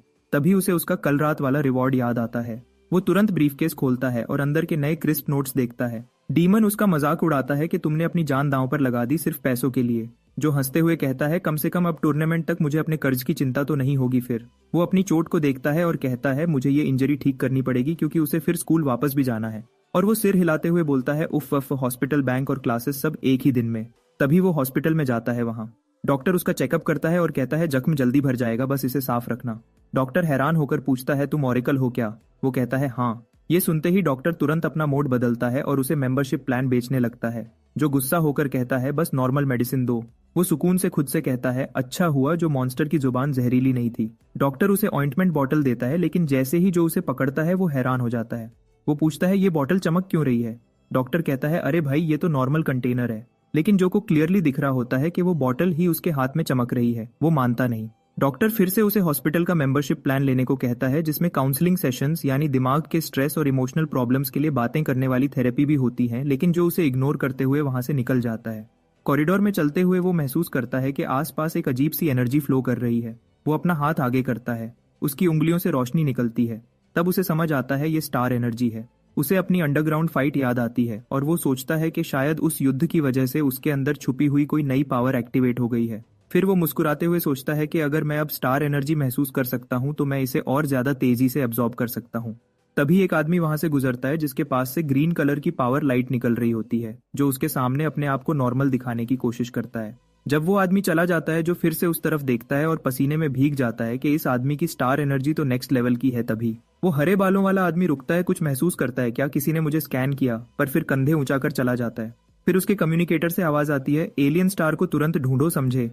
ग्रीन बालों वाला बी बाय आदमी कम्युनिकेटर में बोलता है कि शांत रहो, मैं कुछ दिन के लिए इस देश में ही रहने वाला हूँ। उसके सामने वाली आवाज उसे याद दिलाती है कि बॉस की फ्यूचर प्रिडिक्शन ने एलियन स्टार को एक बॉस टियर खतरा बताया है, इसलिए उस पर हर वक्त नजर रखनी जरूरी है। अपने सनग्लासेस उतारते हुए वो आदमी हल्की सी मुस्कुराहट के साथ कहता है कि बॉस हद से ज्यादा चिंता करता है। फिर वो कॉन्फिडेंट टोन में बोलता है कि अगर एलियन स्टार वाकई उनका दुश्मन हुआ तो वो बिना हिचकिचाए उसे कुचल देगा।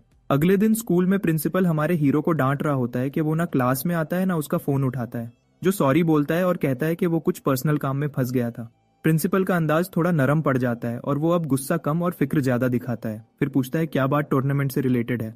वो बूढ़ा प्रिंसिपल सर हिलाकर कहता है कि उसे जो पर पूरा भरोसा है टूर्नामेंट के लिए, लेकिन पूछता है अगर वो किसी मुश्किल में है तो क्या स्कूल उसकी मदद कर सकता है। वो उसे याद दिलाता है कि स्कूल का सबसे बड़ा मकसद है एलीट ऑरेकल्स को सपोर्ट करना। जो मुस्कुराता है और कहता है कि फिक्र मत करो, मैं टूर्नामेंट में पूरी मेहनत लगा दूंगा। ये सुनकर प्रिंसिपल चैन की सांस लेता है। थोड़ी देर बाद शेन और सू भागते हुए आते हैं और पूछते हैं कि क्या हुआ था। शेन याद करता है कि जो ने पहले एक कॉम्बैट टेक्निक के बारे में बोला था। फिर वो अपनी पॉकेट से कुछ निकालता है। वो एक क्रेडिट कार्ड निकालकर बताता है कि उन्होंने मिलकर 3 लाख जमा किए हैं ताकि जो उसे अपनी टेक्निक के लिए यूज कर सके और वो बाद में चाहे तो पैसा वापस कर दे। ये सुनकर जो हैरान रह जाता है, उसे यकीन नहीं होता कि इन दोनों ने उसकी बात को इतना सीरियसली लिया है। फिर वो उनका शुक्रिया अदा करता है और उन्हें बताता है कि अब उसने अपना प्लान बदल लिया है और वो अब उस टेक्निक को लेने का नहीं सोचा है। इतने में वेनहाउ आ जाता है। वेनहाउ थोड़ा शर्मा हुआ लगता है और माफी के तौर पर 50,000 ऑफर करता है अपने पहले के रूड बिहेवियर के लिए, जो उसे धन्यवाद कहता है। लेकिन सू फौरन उससे सवाल पूछने लगती है, जैसे कि वो देखना चाहती हो कि उसके पीछे कोई छुपी हुई चाल तो नहीं है। वेनहाउ सच बोल देता है कि उसने पहले जो को अगली कहा था और अब वो उसके लिए सॉरी कहना चाहता है। अब वो चाहता है कि सब दोस्त बन जाएं। सू हल्की आवाज में जो से पूछती है कि क्या हमें इसे ग्रुप में लाना चाहिए, तो जो कहता है कि उसे कोई प्रॉब्लम नहीं। सू वेनहाउ से पूछती है कि क्या उसे चौथा मेंबर बनने से कोई प्रॉब्लम नहीं, तो वो कहता है रैंकिंग मैटर नहीं करती, लेकिन फिर मजाक में उसे ऑर्डर देता है कि 1 बॉटल पानी ले आ। इस बात पर दोनों के बीच बहस शुरू हो जाती है, जबकि जो मुस्कुरा के सोचता है कि अब उसके पास अच्छे दोस्त हैं। सीन आगे बढ़ता है। वो ट्रेडमिल पर रनिंग कर रहा होता है और सोचता है कि ऑरेकल्स फिजिकल ट्रेनिंग के दौरान ज्यादा एनर्जी एब्जॉर्ब करते हैं, लेकिन उनकी एब्जॉर्प्शन स्पीड बहुत स्लो है। ट्रेनिंग गियर लगाने के बावजूद ज्यादा एनर्जी लीक हो जाती है और जो सोचता है कि शायद इसी वजह से बहुत लोग लेवल 1 से आगे नहीं बढ़ पाते। वो डिसाइड करता है कि उसे कोई नया और इफेक्टिव तरीका ढूंढना होगा। तभी शेन एक आइडिया देता है कि ड्यूअल मैच ट्राई करते हैं, ये सोलो ट्रेनिंग से ज्यादा इफेक्टिव होता है। ये सुनकर जो के दिमाग में एक थॉट आता है कि सच में उसने अपनी न्यू एबिलिटी भी फाइट के टाइम पे ही हासिल की थी। वो शेन को ऑर्डर देता है कि सबको बुला लो। कुछ मिनट बाद शेन और सू दोनों मिलकर उस पर कंबाइंड अटैक करते हैं और वो उनका हर मूव डिफेंड कर लेता है। ट्रेनिंग खत्म होने पर वो उन्हें रेस्ट करने का कहता है और बताता है कि वो 1 घंटे से ज्यादा प्रैक्टिस कर रहे हैं। सू कहती है कि उसे लगा था वो मजाक कर रहा है जब उसने आपस में मैच का बोला था, लेकिन शेन कहता है कि ये ट्रेनिंग मेथड सच में पावरफुल है। फिर वो वेनहाउ की तरफ देखता है और कहता है अब तेरी बारी है। वेनहाउ कॉन्फिडेंट स्माइल के साथ लड़ने को तैयार हो जाता है। ग्रुप को देखकर जो कंफर्म करता है कि उसका थ्योरी सही था, सबका एनर्जी एब्जॉर्प्शन रेट बढ़ रही है और सब अब पहले से तेज लेवल अप करेंगे। अब वो खुद के लिए सोचता है कि उसकी नेचुरली हाई एब्जॉर्प्शन एबिलिटी होने की वजह से वो टेस्ट को और आगे बढ़ा सकता है, क्योंकि इस दुनिया में सप्लीमेंट्स को डाइल्यूटेड बनाया जाता है ताकि वो सेफ रहें, लेकिन जिनके पास कम एब्जॉर्प्शन होती है उनके लिए वो काम नहीं करते। लेकिन बोरो पावर स्किल 100 गुना ज्यादा कॉन्सेंट्रेटेड है और अगर कोई उसे बिना कंट्रोल के एब्जॉर्ब करे तो उसका बॉडी लिटरली फट जाएगा। लेकिन अगर वो उस पावर के फ्लो को कंट्रोल कर ले और धीरे धीरे एब्जॉर्ब करे तो शायद वो बहुत तेजी से लेवल अप कर सकता है, जैसे किसी ने इम्पॉसिबल को पॉसिबल बना दिया हो। ये सोचकर जो अपनी स्किल एक्टिवेट करता है और तुरंत उसके आसपास से एक जबरदस्त रोशनी की लहर निकलती है जो हवा को हिलाने लगती है। एनर्जी की पावर इतनी ज्यादा होती है कि वो खुद भी थोड़ा सा हिल जाता है। फिर उसे समझ आता है कि ये स्किल एक बार में 2 लेवल्स बूस्ट करने की पावर रखती है। वो अपने आप को टाइट करता है और एनर्जी को कंट्रोल करके अपने अंदर खींचता है ताकि वो उसे एब्जॉर्ब कर सके। जब एनर्जी अंदर जाती है तो उसका पूरा जिस्म लॉक हो जाता है। हर मसल पेन में चिल्लाता है जैसे वो एक माउंटेन का प्रेशर ले रहा हो। अपनी सारी हिम्मत जोड़कर वो कंसंट्रेट करता है और महसूस करता है कि एनर्जी उसके अंदर तेजी से भर रही है, लेकिन फिर वो पैनिक होता है जैसे उसकी बॉडी अब फटने वाली हो। और फिर कोई ऑप्शन ना देखते हुए वो अपना हाथ ऊपर करता है और एक्स्ट्रा एनर्जी को रिलीज कर देता है। तुरंत एक जबरदस्त धमाके जैसी वेव निकलती है जो हवा को तोड़ती हुई दूर तक चली जाती है। उसके दोस्त शॉक में अपने आप को बचाने की कोशिश करते हैं। वो नहीं मान पाते कि जो ने इतनी डेंजरस पावर रिलीज की है। तभी गोल्डफिंगर वहां आ जाता है क्योंकि उसे ये एनर्जी डिस्टर्बेंस महसूस होती है। वो सीन देखकर जम जाता है और जो पसीने से भीगा हुआ कामली बोलता है कि उसने एनर्जी एब्जॉर्ब कर ली है। डीमन हैरान हो जाता है और खुद से कहता है क्या ये लड़का सच में ये कर गया। फिर वो सोचता है क्या ये वही इंसान है जिसका इंतजार मैं कब से कर रहा था, और वो बॉस से पूछता है कि क्या उसने कुछ कहा। बॉस बात बदल देता है और कहता है मुझे बस इतनी खुशी है कि तुम जिंदा हो। थोड़ी देर बाद कोच दौड़कर आता है और पूछता है क्या हुआ, तो सू तुरंत बोलती है कि ये सब जो ने किया। कोच स्टार एनर्जी की मात्रा देखकर हैरान रह जाता है और तुरंत अपने असिस्टेंट को मेजरमेंट डिवाइस लाने के लिए कहता है, और जब डिवाइस से चेक करते हैं तो सबको पता चलता है कि जो अब लेवल 3 ऑरेकल बन चुका है। पहले तो कोच को यकीन नहीं होता, मगर फिर वो सीधा प्रिंसिपल के ऑफिस की तरफ भागता है ये खबर देने के लिए, क्योंकि स्कूल में ऐसा लेवल 3 ऑरेकल कई सालों बाद मिला है। इधर सू उससे पूछती है कि उसने इतनी जल्दी लेवल अप कैसे किया, तो वो कहता है ये सब उसकी ट्रेनिंग का रिजल्ट है, और सोचता है कि अगली बार वो ऐसे एक्सपेरिमेंट्स प्राइवेटली करेगा ताकि किसी और को दिक्कत ना हो। ये सुनकर तीनों फ्रेंड्स एक्साइटेड हो जाते हैं और अपनी ट्रेनिंग और इंटेंस कर देते हैं। दूसरी तरफ जो बॉस से पूछता है कि इस बार उसने उस पर गुस्सा क्यों नहीं किया। बॉस मुस्कुराता है और कहता है कि अब तो मैं आदत डाल चुका हूँ। गोल्डफिंगर उसे इनकरेज करता है कि अगर वो चाहे तो अपनी फुल पावर यूज करे ताकि जल्दी स्ट्रांग बन सके, क्योंकि उसे जो की स्ट्रेंथ चाहिए होती है। पर जो कहता है टेंशन मत ले, उसने ऑलरेडी बहुत सारी स्टार एनर्जी स्टोर कर ली है, और जैसे ही वो नए पावर लेवल में स्टेबल होगा वो एक और लेवल अप करेगा। ये सुनकर बॉस बिल्कुल चुप हो जाता है। टाइम तेजी से गुजरता है और कंपटीशन का वक्त आ जाता है, और हमारा हीरो बिना रुके ट्रेनिंग करता रहता है जैसे कोई मशीन हो, और आखिर वो कंपटीशन वाला दिन आ ही जाता है। पूरा ग्रुप एक्साइटमेंट में वेन्यू के अंदर एंट्री लेता है। सू खुशी से कहती है कि उसे यकीन नहीं हो रहा कि वो यहाँ तक पहुंच गई है, और कहती है कि उसकी माँ उस पर प्राउड करती। शेन थोड़ा नॉलेज झटक कर बोलता है कि इस साल सबसे बड़ा क्राउड आया है।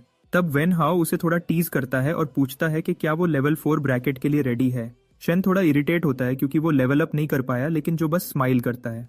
उसके दिमाग में प्रिंसिपल की बात घूमती है कि पूरी कोशिश करना, और अगर सिचुएशन ज्यादा खतरनाक हो तो बस फॉरफिट कर देना, क्योंकि जीने में कोई शर्म नहीं है, हर बार लड़ाई जरूरी नहीं। और वैसे भी लेवल 3 और 4 का अरीना यानी मैदान अलग है। तीनों अलग अलग डायरेक्शन में चलते हैं ताकि अपने अपने मैच के लिए रेडी हो सकें। इधर प्रिंसिपल और कोच वीआईपी एरिया में आते हैं। दोनों बच्चों की तरह एक्साइटेड लगते हैं। कोच कहता है ये वही लग्जरी मोमेंट है जिसका हम इंतजार कर रहे थे, और अब सब कुछ पॉसिबल हो गया है क्योंकि आज हमारा स्कूल फाइनली लेवल 4 ब्रैकेट में एक फाइटर भेज रहा है।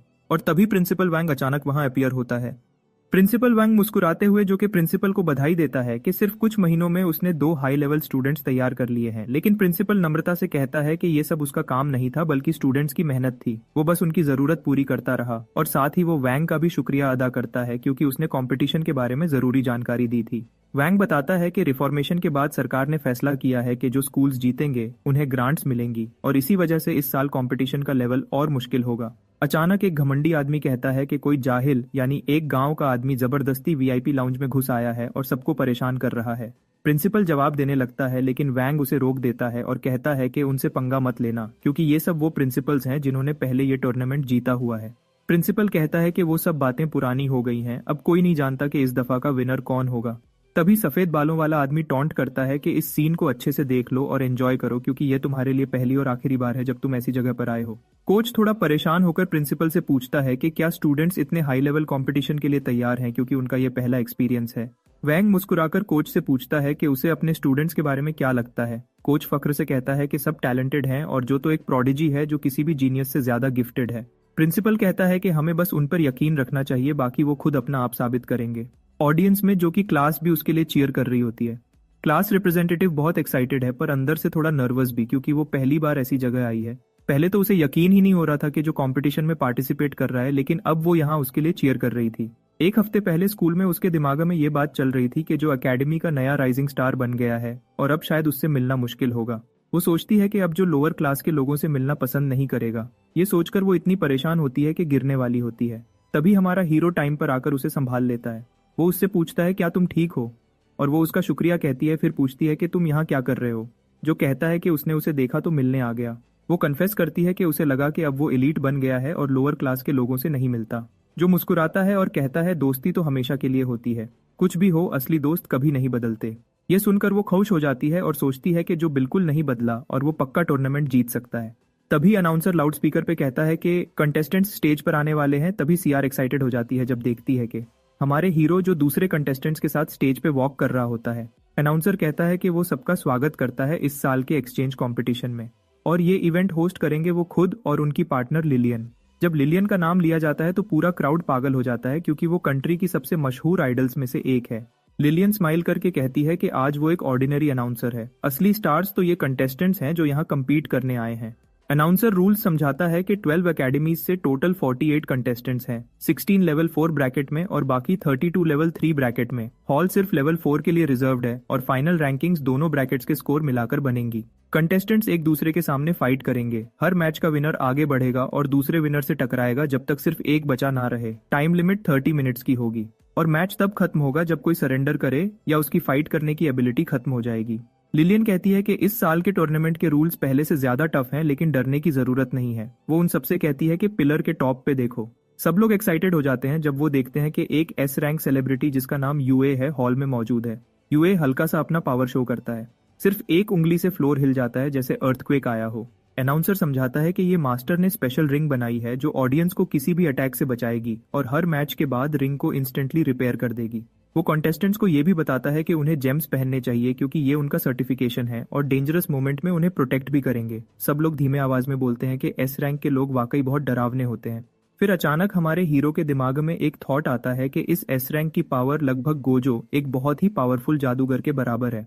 लेकिन इसके बावजूद जो इतना चिल और बेफिक्र लग रहा था जैसे उसे किसी चीज की टेंशन ही ना हो, उसे जरा सी घबराहट भी महसूस नहीं हो रही थी। स्टेज पर आइडल मुस्कुराती हुई कहती है कि रिजल्ट्स जेम्स पे शो किए जाएंगे और वो ऑफिशियली अनाउंस करती है कि कंपटीशन अब शुरू होता है। सबकी नजर पहली फाइट पर होती है जो सिर्फ 17 मिनट में खत्म हो जाती है और विनर बनती है शेलरैन। सब उसके लिए तालियां बजाते हैं, लेकिन प्रिंसिपल हैरान होकर कहता है कि उसे यकीन नहीं हो रहा कि एक एस रैंक ऑरेकल खुद टूर्नामेंट देख रहा है। इसका मतलब है इस साल के मैचेस बहुत टफ होने वाले हैं। प्रिंसिपल वोंग समझाता है कि ये सब लेवल 4 और लेवल 3 के फर्क की वजह से है। लेवल 4 ऑरेकल्स अपनी फाइटिंग टेक्निक्स में पूरी मास्टरी हासिल कर चुके हैं, जबकि फेमस स्कूल्स इतने अमीर हैं कि सी रैंक टेक्निक्स खरीदना उनके लिए रोज का काम है। इसी वजह से वो स्कूल्स हमेशा टूर्नामेंट जीत जाते हैं क्योंकि वो ग्रांट का पैसा यूज करके अपने कॉन्टेस्टेंट्स को बेस्ट मैजिकल एबिलिटीज और फाइटिंग टेक्निक्स दिलवा देते हैं। लेकिन इस साल सब कुछ बदलने वाला है। 5वीं फाइट लान चेन और लीसे के बीच होती है। लान चेन अपने ओपोनेंट के हर अटैक से बचाव कर उसे पूरी तरह कंफ्यूज कर देती है। फिर लीसे अपनी एबिलिटी बेस्ड फाइटिंग टेक्निक का यूज करती है और ओपोनेंट को रोक लेती है। फिर एक स्ट्रॉन्ग फिनिशिंग ब्लो से मैच जीत जाती है। क्राउड पूरी तरह एक्साइटेड हो जाता है और कई लोग सोचने लगते हैं कि शायद वो सीक्रेटली कोई मैजिक यूज कर रही है। ये देखकर प्रिंसिपल शॉक हो जाता है क्योंकि ऐसी एबिलिटी सिर्फ एक सुपीरियर रैंक्ड ऑरेकल के पास होती है। प्रिंसिपल वांग फख्र से कहता है कि वो एक प्रोडिजी है जिसने इतनी छोटी उम्र में ये एबिलिटी हासिल कर ली। दूसरा प्रिंसिपल कहता है कि उसे फर्क नहीं पड़ता अगर उसके पास ऐसी एबिलिटी है तो। पर वैंग मुस्कुराते हुए उसे छेड़ता है और पूछता है कि अगर ऐसा है तो तुमने उसे टीम में शामिल करने की कोशिश क्यों की। प्रिंसिपल ली कह देता है कि बस ये सिर्फ उसकी पावर्स टाइम से पहले एक्टिवेट हो गई हैं, इससे ज्यादा कुछ नहीं। छठी फाइट में वोंग अपने ओपोनेंट को अटैक करने का मौका तक नहीं देता और सिर्फ 5 सेकंड में मैच खत्म कर देता है। इस सीन के बाद क्राउड चिल्लाता है कि ब्लेजिंग ऑरेकल, जो एक बहुत पावरफुल और डोमिनेंट ऑरेकल होता है जो अपनी एबिलिटीज में शानदार और तेज होता है, वो ही इस साल का विनर बनेगा। दूसरे प्रिंसिपल का मानना है कि कोई भी स्टूडेंट उससे कंपेयर नहीं हो सकता जिसे प्रिंसिपल ली ने खुद ट्रेन किया है। ली अपनी औकात दिखाते हुए कहता है कि जो ज्यादा भौंकता है वो काट नहीं सकता, मगर वैंग हंसकर उससे कहता है कि चलो देखते हैं क्या होता है। वो सोचता है कि ये सारी फाइट उनके लेवल से बाहर की बात है, क्योंकि उनका लेवल इतना लो है कि टूर्नामेंट के लिए क्वालिफाई करना भी एक चमत्कार है। उसके लिए यही काफी होगा अगर जो एक मैच जीत ले या कम से कम सबके सामने अच्छा परफॉर्म कर ले। 7वीं फाइट के बाद हमारा हीरो अगला कंटेस्टेंट होता है और सोचता है कि उसका ओपोनेंट कैसा फाइटर होगा। गोल्डफिंगर उससे कहता है कि मेरी पावर बोरो करो और मैच जल्दी खत्म कर लेना, लेकिन वो मना कर देता है और कहता है कि अगर उसने ऐसा किया तो सबका ध्यान उस पर आ जाएगा और अगर उसकी इन्वेस्टिगेशन हुई तो उसके लिए मुश्किल हो जाएगी। फिर जब वो रिंग की तरफ जा रहा होता है तो उसकी मुलाकात चिन से होती है। चिन कहती है कि तुम अनलकी हो क्योंकि तुम्हारा ओपोनेंट टूर्नामेंट के सबसे स्ट्रॉन्ग फाइटर्स में से एक है। उसका फाइटिंग टेक्निक इतना पावरफुल है कि एक डी रैंक ऑरेकल भी उसे पूरी तरह बर्दाश्त नहीं कर सकता। हमारे हीरो को हैरानी होती है और पूछता है कि अगर टेक्निक इतनी डेंजरस है तो लो रैंक मैचेस में यूज करना रिस्क नहीं क्या। चिन समझाती है कि जेमस्टोन एक डेडली अटैक को ब्लॉक कर सकता है, लेकिन डैमेज तो होगा ही, ये कंपटीशन की कड़वी सच्चाई है। वो पूछता है कि तुम मेरी मदद क्यों कर रही हो। चिन कहती है कि हम दोनों एक टीम है क्योंकि हमारा गोल सेम है, एरोगेंट लोगों को हराना। जाने से पहले वो कहती है कि मैं चाहती थी तुम मेरी मदद करो, लेकिन तुम्हारा ओपोनेंट इतना स्ट्रांग है कि अगर तुम उसे थोड़ा भी थका दो तो ये भी काफी होगा। ये सुनकर हमारा हीरो सोचने लगता है कि क्या उसका ओपोनेंट वाकई उतना ही पावरफुल है जितना सब कह रहे हैं। आखिरकार पहले राउंड का लास्ट मैच शुरू होने वाला होता है और जब हमारा हीरो रिंग में आता है तो क्राउड जोर जोर से चीयर करता है। वो मुस्कुराते हुए सोचता है कि ये तो बिल्कुल वार्म वेलकम जैसा लग रहा है, मगर असल में यह तालियां कंटेस्टेंट ले के लिए होती है जो रिंग में इतने ड्रामेटिक और स्टाइलिश अंदाज में एंट्री करता है। अनाउंसर कहता है कि किसी ने एक्सपेक्ट नहीं किया था कि लास्ट मैच में लेसे होगा। वो सिर्फ 12 साल की उम्र में ओरेकल बना और सिर्फ 4 साल में लेवल 4 ओरेकल बन गया। उसने नेशनल सर्टिफिकेट और गिल्ड इनविटेशन भी हासिल किया है। अगर कोई कहे कि वो नए ईरा का बेस्ट फाइटर है तो गलत नहीं होगा। क्राउड उसे देखकर पागल हो जाता है और उसके लिए तालियां बजाता है। सीआर परेशान होती है क्योंकि कोई भी हमारे हीरो के लिए चीयर नहीं कर रहा होता। क्राउड का एक रैंडम बंदा कहता है कि ले के इतने फैंस हैं क्योंकि वो स्ट्रांग और हैंडसम है और उसके मुकाबले का बंदा बस एक नॉर्मल लड़का लगता है जिसका टेम्पर खराब है। सीआर कहती है कि वो जो को सपोर्ट कर रही है क्योंकि वो असल में एक काइंड और जेंटल लड़का है। इसके बाद दोनों आर्ग्यू करना शुरू कर देते हैं और आसपास के लोग सोचने लगते हैं कि ये क्या हो रहा है। सब एक्साइटेड हैं देखने के लिए कि जीनियस कैसे परफॉर्म करेगा और क्या वो अनडिफीटेड लियोन ग्वांग एकेडमी को हरा सकता है। अनाउंसर कहता है कि मैच अब शुरू होता है, मगर लिलियन इंटरप्ट करती है और पूछती है कि क्या वो एक फाइटर को इंट्रोड्यूस करना भूल गया। अनाउंसर जल्दी से माफी मांगता है और कहता है कि एक्साइटमेंट में भूल गया। उसके बाद वो जो को लेडी ओरेकल एकेडमी के स्टार के रूप में इंट्रोड्यूस करता है। ये पहली बार है कि उसकी एकेडमी कंपटीशन में पार्टिसिपेट कर रही है और इसके अलावा उसके बारे में और कुछ खास नहीं कहता। ये सोचकर उसे लगता है कि स्कूल को चाहिए था कि टूर्नामेंट शुरू होने से पहले उसके लिए कोई टेक्निक खरीद लेता। क्राउड उसके बारे में बुरा बोलना शुरू कर देता है और सोचता है कि ऐसा बंदा कैसे जीनियस के साथ फाइट करेगा। फिर हेडस्कार्फ पहने एक बंदा जोर से हंसता है और सीआर को लाउडली टॉन्ट करता है। इसी बीच प्रिंसिपल यू दूसरे प्रिंसिपल से कहता है कि ये बदकिस्मती है कि उन्हें अपने एकेडमी के राइजिंग स्टार का सामना करना पड़ रहा है पहले साल में, लेकिन उन्हें फिक्र नहीं करनी चाहिए क्योंकि सब जल्दी खत्म हो जाएगा। तब वैंग उससे कहता है कि सबको कहीं से शुरू करना ही पड़ता है, बस इग्नोर करना और काम रहना चाहिए। दूसरी तरफ रिंग के अंदर ले जो से कहता है कि उसे बुरा लग रहा है कि पहले टूर्नामेंट में ही उसे ले का सामना करना पड़ रहा है, मगर जो कहता है कि मैच पे ध्यान दो। फिर अचानक वो हमारे हीरो के पास डैश करता है और कहता है कि वो मैच सिर्फ 10% पावर से शुरू करेगा, क्योंकि अगर वो पहला फाइट हार भी गया फिर भी थोड़ा रिस्पेक्टेबल लगता है। ले सोचता है कि वो नाइस एक्ट कर रहा है, लेकिन वो नाराज भी है क्योंकि उसने पहले ही बोला था कि नॉर्मली फाइट करेंगे। तब अनाउंसर कहता है कि जीनियस से अपना एक्साइटमेंट होल्ड नहीं हो रहा और अब वो अनाउंस करता है कि फर्स्ट राउंड का फाइनल मैच ऑफिशियली शुरू होता है। इसके साथ ले अपनी स्पीड का यूज करके हमारे हीरो पर अटैक करता है और इतनी तेज मूव करता है कि लगता है जैसे उसने शैडो क्लोन टेक्निक यूज करके अपने मल्टीपल कॉपीज बना ली है और सब एक साथ अटैक करते हैं। हर कंटेस्टेंट सोचता है कि जीनियस को बीट करना एक्सट्रीमली डिफिकल्ट होगा और प्रिंसिपल यू सोचता है कि कोई भी उसे बीट नहीं कर सकता। जीनियस यानी ले सोचता है कि हमारा बॉय मूव नहीं कर रहा क्योंकि वो उसे नहीं देख सकता। फिर जीनियस सोचता है कि सिर्फ वैंग ही वो शख्स हो सकता है जो उसे सच में चैलेंज दे सकता है, यानी कि बाकी सब ओपोनेंट्स उसके लिए मुश्किल नहीं है। ये सोचकर कि अब फाइनली एंड है, वो फिनिशिंग ब्लो देने के लिए रेडी होता है, मगर जब वो क्लोज आता है तो जो उससे पूछता है कि क्या तुम मेरे अटैक से बचने की कोशिश नहीं करोगे, और फिर अचानक उसको फेस पे एक पावरफुल और अग्रेसिव पंच मार देता है। सब ये देखकर शॉक हो जाते हैं कि ऐसा कैसे हो सकता है। मतलब सब लोग हैरान हैं कि जो ने जीनियस का अटैक काउंटर किया और तुरंत मुक्का मार दिया। जीनियस नॉर्मली अपनी स्पीड से हर अटैक से बच जाता था, लेकिन अब क्राउड सोचने लगता है कि जो ने कुछ हैक यूज किया है क्योंकि कोई और जीनियस को फर्स्ट हिट नहीं मार सकता। तभी वैंग प्रिंसिपल को कहता है कि जो के स्किल्स काफी इंप्रेसिव है। प्रिंसिपल सोचता है कि शायद जो चीटिंग कर रहा है क्योंकि कोई भी ले से तेज नहीं है। ये सुन के प्रिंसिपल ली कहता है कि अगर चीटिंग होती तो ऊपर वाले ऑलरेडी पकड़ लेते। प्रिंसिपल ली बोलता है कि चुप हो जाओ, इतनी शिकायत और बकबक से कुछ नहीं होना, बल्कि अब मैच को ऑब्जर्व करो। वो उसे सजेस्ट करता है कि मैच को साइलेंटली देखा जाए क्योंकि अभी मैच खत्म नहीं हुआ। फिर ले खुद बोलता है कि अभी उसने अपनी पूरी ताकत नहीं दिखाई। वो मानता है कि उसने पहले जो को सीरियसली नहीं लिया था, लेकिन अब वो फुल पावर यूज करेगा। फिर ले अपनी पावर को कंट्रोल करते हुए दूसरे अटैक के लिए चार्ज होता है। उसके अराउंड लाइटनिंग कॉइल्स घूम रही हैं और वो चिल्लाता है कि उसकी ताकत बेरली अंडर कंट्रोल है, मतलब वो अपनी एनर्जी को संभालने की कोशिश कर रहा है और फुली अनलीश करने वाला है। ले और ज्यादा लाइटनिंग समन करता है। दूसरी तरफ जो काम होता है इतना के ब्लिंक भी नहीं करता। जो को मजा आता है कि ले के अंदर इतनी स्टार एनर्जी है। अचानक येलो लाइटनिंग फ्लैश से जो सरप्राइज होता है और लाइटनिंग बैरियर से बाउंस होती हुई अरीना में पिनबॉल जैसे तेज मूवमेंट करती है। तुरंत अनाउंसर कहता है कि ले अपना ट्रम्प कार्ड यूज करने वाला है, वो भी एक्स्ट्रा फिलर। ले कॉन्फिडेंट होता है कि जीत उसकी ही हो गई। वो ऊपर से उसके तरफ एक सुपर चार्ज्ड किक डिलीवर करता है जो अटैक को रोकता नहीं है बल्कि एक पंच से ले के फेस पर हिट करता है। जो का पंच इतना पावरफुल था कि ले अपने आप को संभाल नहीं सका और कंट्रोल खोता हुआ जमीन पर गिर जाता है। जो कहता है कि उसे ये अटैक पहले ही कर देना चाहिए था जब उसके पास चांस था। अनाउंसर डिक्लेयर करता है कि पिकाचू ले फिर से डाउन हो गया। फिर स्टोन रेड हो जाता है, तब कंफर्म होता है कि ले अब फाइट नहीं कर सकता। जो सोचता है कि ले ठीक होगा, उसको स्टोन ने फेटल डैमेज नहीं होने दिया होगा। स्पेक्टेटर सरप्राइज्ड हैं कि मैच इतनी फास्ट खत्म हो गया। ले के डिफीट के बाद चिन सेकंड क्वार्टर फाइनल मैच के लिए आता है और अपने ओपोनेंट को आसानी से हरा देता है बिना ज्यादा मेहनत के। फिर वैंग अपने ओपोनेंट को इजीली क्रश करता है। क्राउड बीस्ट की स्ट्रेंथ देखकर शॉक होता है, लेकिन सबकी नजर जो पर होती है। तभी मेसी हेयर वाला जो सबको डेथ स्टेयर देता है। डेथ स्टेयर से सेक्शन में खौफनाक माहौल बन जाता है। फोर्थ मैच में रैंस किसी दूसरे ओरेकल स्कूल का स्टूडेंट जो कि अगेंस्ट फाइट करता है, जो अपने ओपोनेंट के हर स्ट्राइक से बहुत ही प्रिसाइज और स्किल्ड तरीके से बच निकलता है, बिल्कुल एक एक्सपीरियंस्ड फाइटर की तरह। फिर जो ने फाइट खत्म की और एक हल्का सा पंच रैंस के सर पर मारा जिसकी वजह से वो जमीन पर गिर गया, यानी जो ने अपनी स्पीड और कंट्रोल से फाइट को क्विकली एंड कर दिया।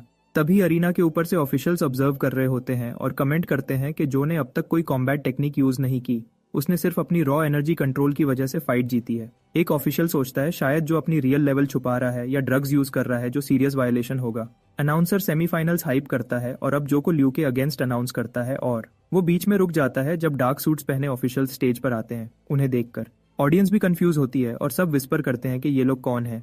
फिर उनमें से एक इंस्पेक्टर हमारे हीरो को ऑर्डर देता है कि वो स्पेशल इक्विपमेंट पहने और अपनी स्टार एनर्जी रिलीज करे। तब क्राउड को समझ आता है कि ये टूर्नामेंट के इंस्पेक्टर्स हैं और सब शोर मचाने लगते हैं और सोच रहे होते हैं कि जो पर चीटिंग का इल्जाम लगाया गया है। तभी इंस्पेक्टर उसकी स्टार एनर्जी चेक कर रहे हैं। जो पसीने से भीगने लगता है, सोचता है कि शायद उसने थोड़े ज्यादा पावर यूज कर लिए हैं, इसलिए अब वो डिसाइड करता है कि अगले राउंड्स में अपनी पावर्स को लिमिट तक यूज करेगा। इंस्पेक्टर्स रिजल्ट्स चेक करते हैं और नोटिस करते हैं कि रीडिंग्स स्टेबल हैं और लिमिट्स के अंदर हैं। फिर वो क्राउड को अनाउंस करते हैं कि कंटेस्टेंट चीटिंग नहीं कर रहा। इंस्पेक्टर्स फिर वापस चले जाते हैं और अनाउंसर हैरानी में चिल्लाता है कि हमारा हीरो ऑफिशियली लेवल 4 कंफर्म्ड हो गया है और अब सेमीफाइनल शुरू हो सकता है। क्राउड थोड़ी देर के लिए सोचता है, मतलब वो सब एक पल के लिए हैरान और कंफ्यूज हो जाते हैं कि सच में जो लेवल 4 है या नहीं। फिर वो जोश और एक्साइटमेंट में झूम उठते हैं, ये समझकर कि हमारा हीरो सच में असली स्किल्स रखता है। जब मैच शुरू होता है, ल्यू रियलाइज करता है कि जो सच में लेवल 4 है और उसकी ताकत असली है। तब उसका चेहरा पीला पड़ जाता है और वो डर और शौक से हिलने लगता है। मैच शुरू होते ही जो तुरंत ल्यू को नॉकआउट कर देता है सिर्फ एक ही पावरफुल स्ट्राइक से, और इंस्टेंटली मैच एंड हो जाता है। अनाउंसर माइक्रोफोन के जरिए इतनी जोर से चीखता है कि लगभग अपनी आवाज ही खो देता है, जबकि लिलियन बेकार की बातें ऐड करती रहती है। स्टैंड्स में प्रिंसिपल वैंग जो कि प्रिंसिपल की तरफ देखता है और प्रेज करता है कि उसने इतना पावरफुल स्टूडेंट तैयार किया। प्रिंसिपल खुशी से सारे रिमार्क्स एक्सेप्ट करता है और बाकी प्रिंसिपल्स जो पहले उसका मजाक उड़ाते थे वो भी प्रेज करने रश लगा देते हैं। प्रिंसिपल पोलाइटली स्माइल करता है लेकिन थोड़ा अनकंफर्टेबल फील करता है इतनी अटेंशन देख के। ली और प्रिंसिपल वॉन्ग स्टेज के साइड से देख रहे होते हैं और उनको क्लियरली इरिटेशन हो रही होती है। क्राउड के अचानक अटेंशन और सबके जो को प्रेज करने की वजह से वो थोड़ा अनॉयड लग रहे थे। जो का प्रिंसिपल अपने आप पर प्राउड फील करता है और सोचता है कि जो ने सच में अपना वादा पूरा किया और स्कूल की इज्जत और रेपुटेशन को बरकरार रखा। अरीना फ्लोर पर लास्ट सेमीफाइनल कॉल होता है और चिन स्टेज पर टेंस और डिटर्मिन्ड नजर आती है। उसके सामने वॉन्ग अपना कदम स्टेज पे रखता है। उसकी आंखें प्रेडेटर की तरह चमक रही होती हैं, जैसे उसने अपना अगला शिकार स्पॉट कर लिया हो। स्टैंड से जिन जूनियर वॉन्ग को मोटिवेट करता है। तभी चिन ब्रीफली डिस्ट्रैक्ट होती है 1 सेकंड के लिए। गार्ड में गैप नोटिस करती है और उसे गैप को स्पॉट करते हुए चिन अपना स्ट्रॉन्ग अटैक वॉन्ग पर करती है। वॉन्ग उसके अटैक को अपने चेस्ट पे स्लैम करता है। चिन का अटैक फेल होता है। वॉन्ग पूरे कंट्रोल में और कॉन्फिडेंट होता है, सिर्फ थोड़ी इरिटेट लगता है और उसे घूरता है। तब चिन को समझ आ जाता है कि उसका अटैक हार्डली काम आया, इसलिए वो थोड़ी घबरा जाती है और उसका कॉन्फिडेंस कम हो जाता है। अब वॉन्ग चिन का रिस्ट इजीली पकड़ लेता है और उससे पूछता है कि क्या वो सच में इतनी टैलेंटेड है जितना वो सोचती है। अचानक चिन स्नैप करती है और उसे कहती है बीट इट और अपना एल्बो उसके फेस पे मारती है। लेकिन वॉन्ग अपनी आंख भी ब्लिंक नहीं करता और वो सोचता है कि जो हो रहा है वो उसके लिए बहुत मजेदार है, उसको कोई टेंशन नहीं है। उस इंस्पिरेशन से चिन अगला मूव चार्ज करती है और ज्यादा ब्लास्ट अटैक ट्राई करती है। अब वो वॉन्ग को मैजिक से टाइटली बाइंड कर देती है और अब वो मम्मी की तरह दिखता है। फिर चिन विंड स्टाइल किकिंग यूज करती है और उसके रैप्ड बॉडी पर पावर से हिट करती है। अब थोड़ी देर के लिए वो रिलैक्स फील करती है क्योंकि चिन को लगता है कि उसके सारे अटैक सही लगे और उसने वॉन्ग को नुकसान पहुंचा दिया है। लेकिन उसकी खुशी जल्दी ही हैरानी में बदल जाती है जब वो वॉन्ग को अपने पीछे खड़ा देखती है जैसे कि एक भूत। तब उसके फेस का रंग उड़ जाता है। वो टर्न करने की कोशिश करती है और सोचती है कि वो कैसे इतनी फास्ट मूव हुआ होगा, लेकिन अब बहुत धीर हो चुकी होती है। फिर अचानक वोंग अपना मुक्का चिन के ऊपर मार देता है और वो अपनी ब्लड रेज आर्ट्स का इस्तेमाल करता है, मतलब वो अपनी एंगर और पावर दोनों के साथ स्ट्राइक डिलीवर करता है। स्ट्राइक इतने जोर से लगता है कि प्रोटेक्टिव सेंसर बैरियर से टकराकर टुकड़े टुकड़े हो जाता है और सारे टुकड़े इधर उधर बिखर जाते हैं। टुकड़े गिरते ही चिन घुटनों पर झुककर बैठ जाती है, उसे सांस लेने में मुश्किल होती है और अनाउंसर कहता है कि वैंग अब एडवांटेज में है। चिन के जूनियर्स रोते हुए नजर छुपाते हैं क्योंकि वो उसको इतना बुरी तरह हारते हुए नहीं देख सकते। प्रिंसिपल वैंग अपने मुट्ठियां बंद करता हुआ चुपचाप दुआ करता है कि उसकी स्टार स्टूडेंट हिम्मत न हारे। चिन ना उम्मीदी में खड़ी होती है, जैसे कोई अंधेरा उस पर छाया हो। उसकी नजर रेड टैग पर पड़ती है जो उसके पास जमीन पर पड़ा हुआ है। उसकी आवाज कांपती है और वो धीरे से कहती है, मैं हार नहीं सकती। रेड टैग उसे स्कूल की याद में ले जाता है जहां उसने बच्चों की परेशानी देखी थी। वो कमरा भरा हुआ था फिक्रमंद स्टूडेंट्स से जो परेशान नजर आ रहे थे। एक लड़की रोना रोक कर कहती है, अगर एकेडमी बंद हुई तो वो ड्रॉप आउट करने पर मजबूर हो जाएगी, उसका सपना अधूरा रह जाएगा। चिन उन दोनों लड़कियों को गले लगाकर वादा करती है, मैं स्कूल को बचाने के लिए जीत कर आऊंगी, मैं प्रॉमिस करती हूँ। काले बालों वाली लड़की शायद मुतमिन नहीं होती, मगर चिन दोबारा वादा दोहराती है कि वो कभी पीछे नहीं हटेगी। वो लड़की अपनी पॉकेट खोलती है और एक रेड चार्म निकालकर चिन को देती है जो उसने खुद बनाया था अच्छी लक के लिए। वो लम्हा चिन के दिल को गर्म कर देता है और वो ठान लेती है कि वो पूरी जान लगा देगी। ये सोचते ही वो चार्म की तरफ हाथ बढ़ाती है और फिर से धीरे से कहती है, मैंने वादा किया था। वोंग को इससे कोई फर्क नहीं पड़ता और वो बिना किसी शर्म के उस चार्म को पैर से कुचल देता है। फिर वो बेरहमी से उस पर किक मारता है। चिन का क्रिस्टल लाल हो जाता है और वो बेहोश होकर गिर जाती है, लेकिन वोंग टॉन्ट करना बंद नहीं करता। अनाउंसर चिल्लाता है कि अब फाइट खत्म है, लेकिन वो फिर से अपना फुट उठाता है उसको कुचलने के लिए। क्राउड घबराकर चिल्लाता है कि इसको रोको। स्पेक्टेटर्स खौफ से देखते हैं और सोचते हैं कि अब वो डरावना फाइटर यानी वोंग क्या करने वाला है। तभी प्रिंसिपल वांग की आवाज फटफट कर आती है। वो किसी से कह रहा होता है कि उसकी स्टूडेंट को बचाओ। फिर एक ऑफिशियल डिमांडिंग मास्टर बीच में आता है, लेकिन वो आदमी फिलहाल पूरे सुकून रहता है कि सब कंट्रोल में है। वोंग फिर से अपना फुट जोर से जमीन पर मारता है और उसकी पावरफुल फोर्स से मैदान में गड्ढा पड़ जाता है। फिर उसकी आंखें वाइड हो जाती हैं जब वो देखता है टारगेट गायब है। जो ने देखा कि वोंग ने चिन को मारने की कोशिश की, लेकिन चिन अभी भी जिंदा थी, इसलिए जो ने वक्त से पहले चिन को अपनी बाहों में पकड़ लिया और उसे बचा लिया। फिर उसने वोंग को चैलेंज किया कि क्या ये स्कूल ने उसे सिखाया है जो वो अपनी स्टूडेंट को मारने की कोशिश कर रहा है। वोंग घूमकर जॉश से जो का नाम चिल्लाता है और उसकी आंखों में गुस्से की आग होती है। अनाउंसर राहत की सांस लेता है और बोलता है कि शुक्र है हमारे हीरो ने चिन को वक्त पर बचाया। प्रिंसिपल वांग दौड़कर आता है और अपनी इंजर्ड स्टूडेंट को गोद में ले लेता है और शुक्र अदा करता है कि वो बच गई। क्राउड हैरान और परेशान हो जाता है और सोचता है कि वोंग ने वाकई उसे मारने की कोशिश की थी। वोंग बेपरवाह नजर आता है और जो की तरफ चलता हुआ धमकी देता है कि जो भी उसके रास्ते में आया वो उसे खत्म कर देगा। वोंग के घमंड ने हमारे हीरो में आग लगा दी, जो उसको किल करने वाली नजर से देखता है और चैलेंज करता है कि अगर हिम्मत है तो आजमा कर देखो। दूसरी तरफ डॉक्टर्स जल्दी से इंजर्ड गर्ल को व्हील चेयर पे बैठाकर बाहर ले जाते हैं। अनाउंसर स्टाफ से कहता है कि अरीना जल्दी रीसेट करो अगली फाइट के लिए। स्टैंड्स में हमारे हीरो के दोस्तों और सीआर का ग्रुप इकट्ठा हो जाता है और सब टेंशन से उस मंजर को देख रहे होते हैं। तभी शेन पूछता है कि अब तक सब कैसा लग रहा है और रिप्लाई मिलता है कि जो ऑलरेडी फाइनल्स तक पहुंच गया है। वो एडमिट करता है कि ओपोनेंट कुछ अजीब लग रहा है। प्रिंसिपल का फ्रेंड वार्न करता है कि जो को केयरफुल रहना चाहिए और वोंग की पावर को अंडर एस्टिमेट ना करना चाहिए। जो कॉन्फिडेंट है और कहता है कि टेंशन लेने की जरूरत नहीं। अरीना में वोंग सोचता है कि जो बहुत वीक है, लेकिन जो उससे कहता है कि तुम बस ज्यादा बोलते हो। फिर जो हंसी के साथ वोंग से पूछता है, तू फाइट करेगा या बस बोलता रहेगा। फिर दोनों एक दूसरे के सामने खड़े होते हैं। उनकी एनर्जी जोर से चमकती है और अनाउंसर कहता है कि मैच शुरू हो गया है। वोंग तुरंत जो को पंच मारने की कोशिश करता है, लेकिन उसके पंच से जो का बॉडी बिल्कुल स्टिल रहता है, उसे बिल्कुल फर्क नहीं पड़ता। वोंग मुस्कुराता है और कहता है कि उसे लगा था जो ज्यादा स्ट्रांग होगा। जो तुरंत रिप्लाई करता है और वोंग के वर्ड्स उसके मुंह से निकाल लेता है। वोंग पसीने से भीग जाता है। फिर वोंग और अग्रेसिवली रिएक्ट करता है और उससे पूछता है कि ये सच में वो वही लेवल है जो प्रीवियस टूर्नामेंट जीत चुका है। वो उसे ग्रैब करने की कोशिश करता है, लेकिन जो उसके वॉर से बचकर निकल जाता है। अब वोंग अपनी ब्लड रेज स्किल एक्टिवेट करता है और दोनों फुल स्पीड से एक दूसरे को हिट करते हैं। दोनों एक दूसरे को पीछे नहीं हटने दे रहे होते।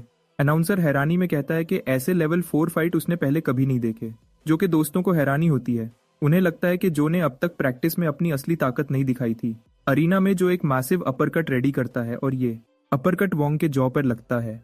टीचर और प्रिंसिपल हैरानी होते हैं अपने स्टूडेंट की स्ट्रेंथ को देखकर और वोंग के मुंह से खून स्प्रे होता है और वो सोचता है कि इतना पावरफुल बंदा कैसे पीछे पुश हो गया। वोंग सोचता है कि जो ने उसे इतना पीछे धकेल दिया है और ये सोचकर उसका गुस्सा और ज्यादा बढ़ता है। फिर वो अपनी एबिलिटी को और तेज करता है और अपनी ताकत और बढ़ाता है। तभी वहां गोल्डफिंगर अपीयर होता है और कहता है कि वोंग लिटरली स्टार एनर्जी अपनी बॉडी में फोर्स कर रहा है ताकि कि अपनी पावर बढ़ा सके। फिर अचानक वोंग एक फ्लैश की तरह गायब हो जाता है, लेकिन जो उसके मूवमेंट्स को कंटिन्यू फॉलो करता है।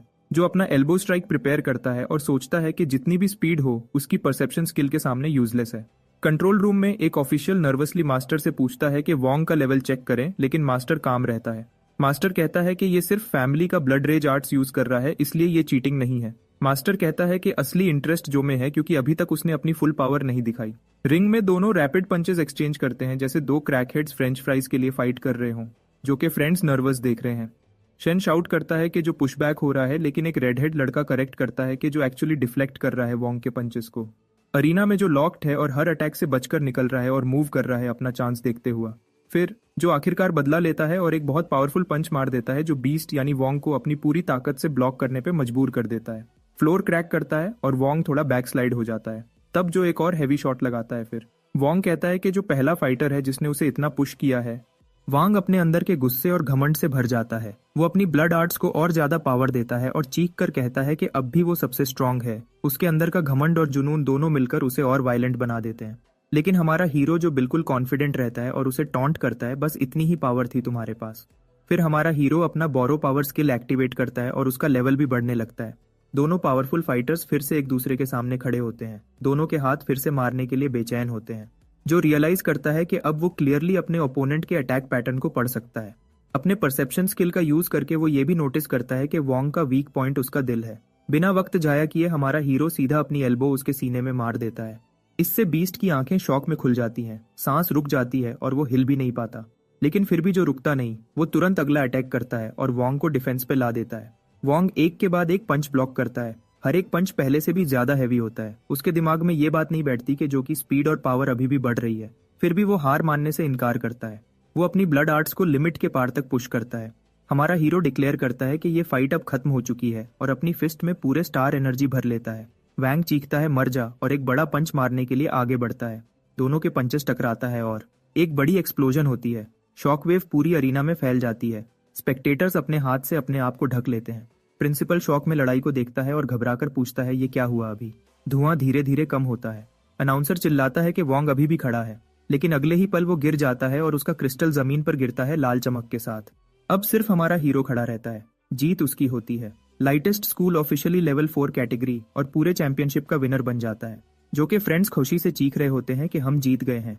जो टीचर और प्रिंसिपल भी चीयर करते हैं, कहते हैं कि जो ने उनके स्कूल का नाम बुलंद कर दिया है। प्रिंसिपल के आंसू बहने लगते हैं। वो कहता है कि अब उन्हें पैसे के लिए किसी के आगे हाथ नहीं बढ़ाने पड़ेंगे। टीचर उसकी ओवर एक्टिंग देखकर एक्सप्रेशनलेस खड़ा रहता है। वही प्रिंसिपल्स जो पहले उनका मजाक उड़ा रहे थे, अब दौड़कर उन्हें बधाई देने आते हैं। वैंग का प्रिंसिपल गुस्से से पागल हो जाता है और लास्ट ईयर का रनर अप प्रिंसिपल भी समझ नहीं पाता कि अब वो क्या करे। प्रिंसिपल ली भी हैरान होता है जब उसका सो कॉल्ड एलाई उसे छोड़कर भाग जाता है। मास्टर भी अब निकलने लगता है क्योंकि टूर्नामेंट खत्म हो गया होता है, लेकिन जाते हुए उसकी आंखें तेजी से तंग हो जाती हैं, जैसे उसने कुछ अजीब या इंपॉर्टेंट चीज देख ली हो। वो सोचता है क्या ये लोग जो को अपने टीम में ऐड करने आए हैं। वहां एक बूढ़ा आदमी अपने पास खड़ी लड़की से कहता है कि उसने सोचा भी नहीं था कि इतने छोटे स्कूल से इतना बड़ा टैलेंट निकलेगा। वो पूछता है कि क्या वो लड़का जो उनके ग्रुप में आ सकता है। तब लड़की, जिसका नाम लिन है, कहती है कि वो दोनों बचपन के दोस्त थे, लेकिन अब जो उसे पहचानता भी नहीं। फिर भी लिन कसम खाती है कि वो अपनी पूरी कोशिश करेगी उसे ग्रुप में लाने के। अरीना के अंदर विनिंग टीम स्टेज पर प्राउडली खड़ी होती है। कैमरास फ्लैश करते हैं और प्रिंसिपल अपने स्कूल का नाम ऊंचा करता है, जीत का पूरा फायदा उठाते हुए। हमारे हीरो कैमरा के लिए स्माइल करता है, लेकिन दिल में सोचता है कि उसे ये फोटोशूट असली फाइट से भी ज्यादा मुश्किल लग रहा है। अगले दिन प्रिंसिपल उसे अलग से बुलाकर कहता है कि उसने स्कूल के लिए बहुत बड़ा एहसान किया है, और प्रिंसिपल अपना वादा निभाते हुए जो को ब्लैक क्रिस्टल देता है, जिसे देखकर डीमन खुशी से पागल हो जाता है। लेकिन प्रिंसिपल उसे वार्न करता है कि अब बड़े ऑरेकल एकेडमीज उसे कांटेक्ट करने की कोशिश करेंगी, लेकिन उसे याद रहना चाहिए कि वो कहाँ से आया था। बाद में जो ऑफिस से बाहर निकलता है और तुरंत अपने दोस्तों से टकरा जाता है जो खुशी खुशी पेपर्स लेकर आए होते हैं, जबकि अभी समर ब्रेक चल रहा होता है। शेन अपना हाथ उसके कंधे पर रखता है और बताता है कि सब टॉप एकेडमीज ने उन्हें एडमिशन लेटर्स भेज दिए हैं और सब एक्सेप्ट हो गए हैं। हमारा हीरो एक एक को मुबारकबाद देता है, लेकिन सब उसे इंसिस्ट करते हैं कि असली क्रेडिट उसका है। शेन फिर सीरियस हो जाता है और बोल्ड टोन में कहता है कि आगे चलकर सब मिलकर बेस्ट टीम बनेंगे। ये बात सुनकर जो थोड़ा कंफ्यूज हो जाता है, सू तुरंत समझाती है कि चाहे सब अलग अलग एकेडमीज में जाएं, फिर भी वो मिलते रहेंगे और साथ ट्रेनिंग करेंगे। जो हल्का सा स्मर्क करता है और कहता है कि वो भी यही चाहता है, वरना वो बोर हो जाएगा। चलते हुए वो बोलता है कि जब वो और स्ट्रांग बनने की ट्रेनिंग करेगा तो उसे उनकी मदद चाहिए होगी। तभी अचानक एक और फिगर कॉर्नर से बाहर आता है। सब लोग सरप्राइज हो जाते हैं।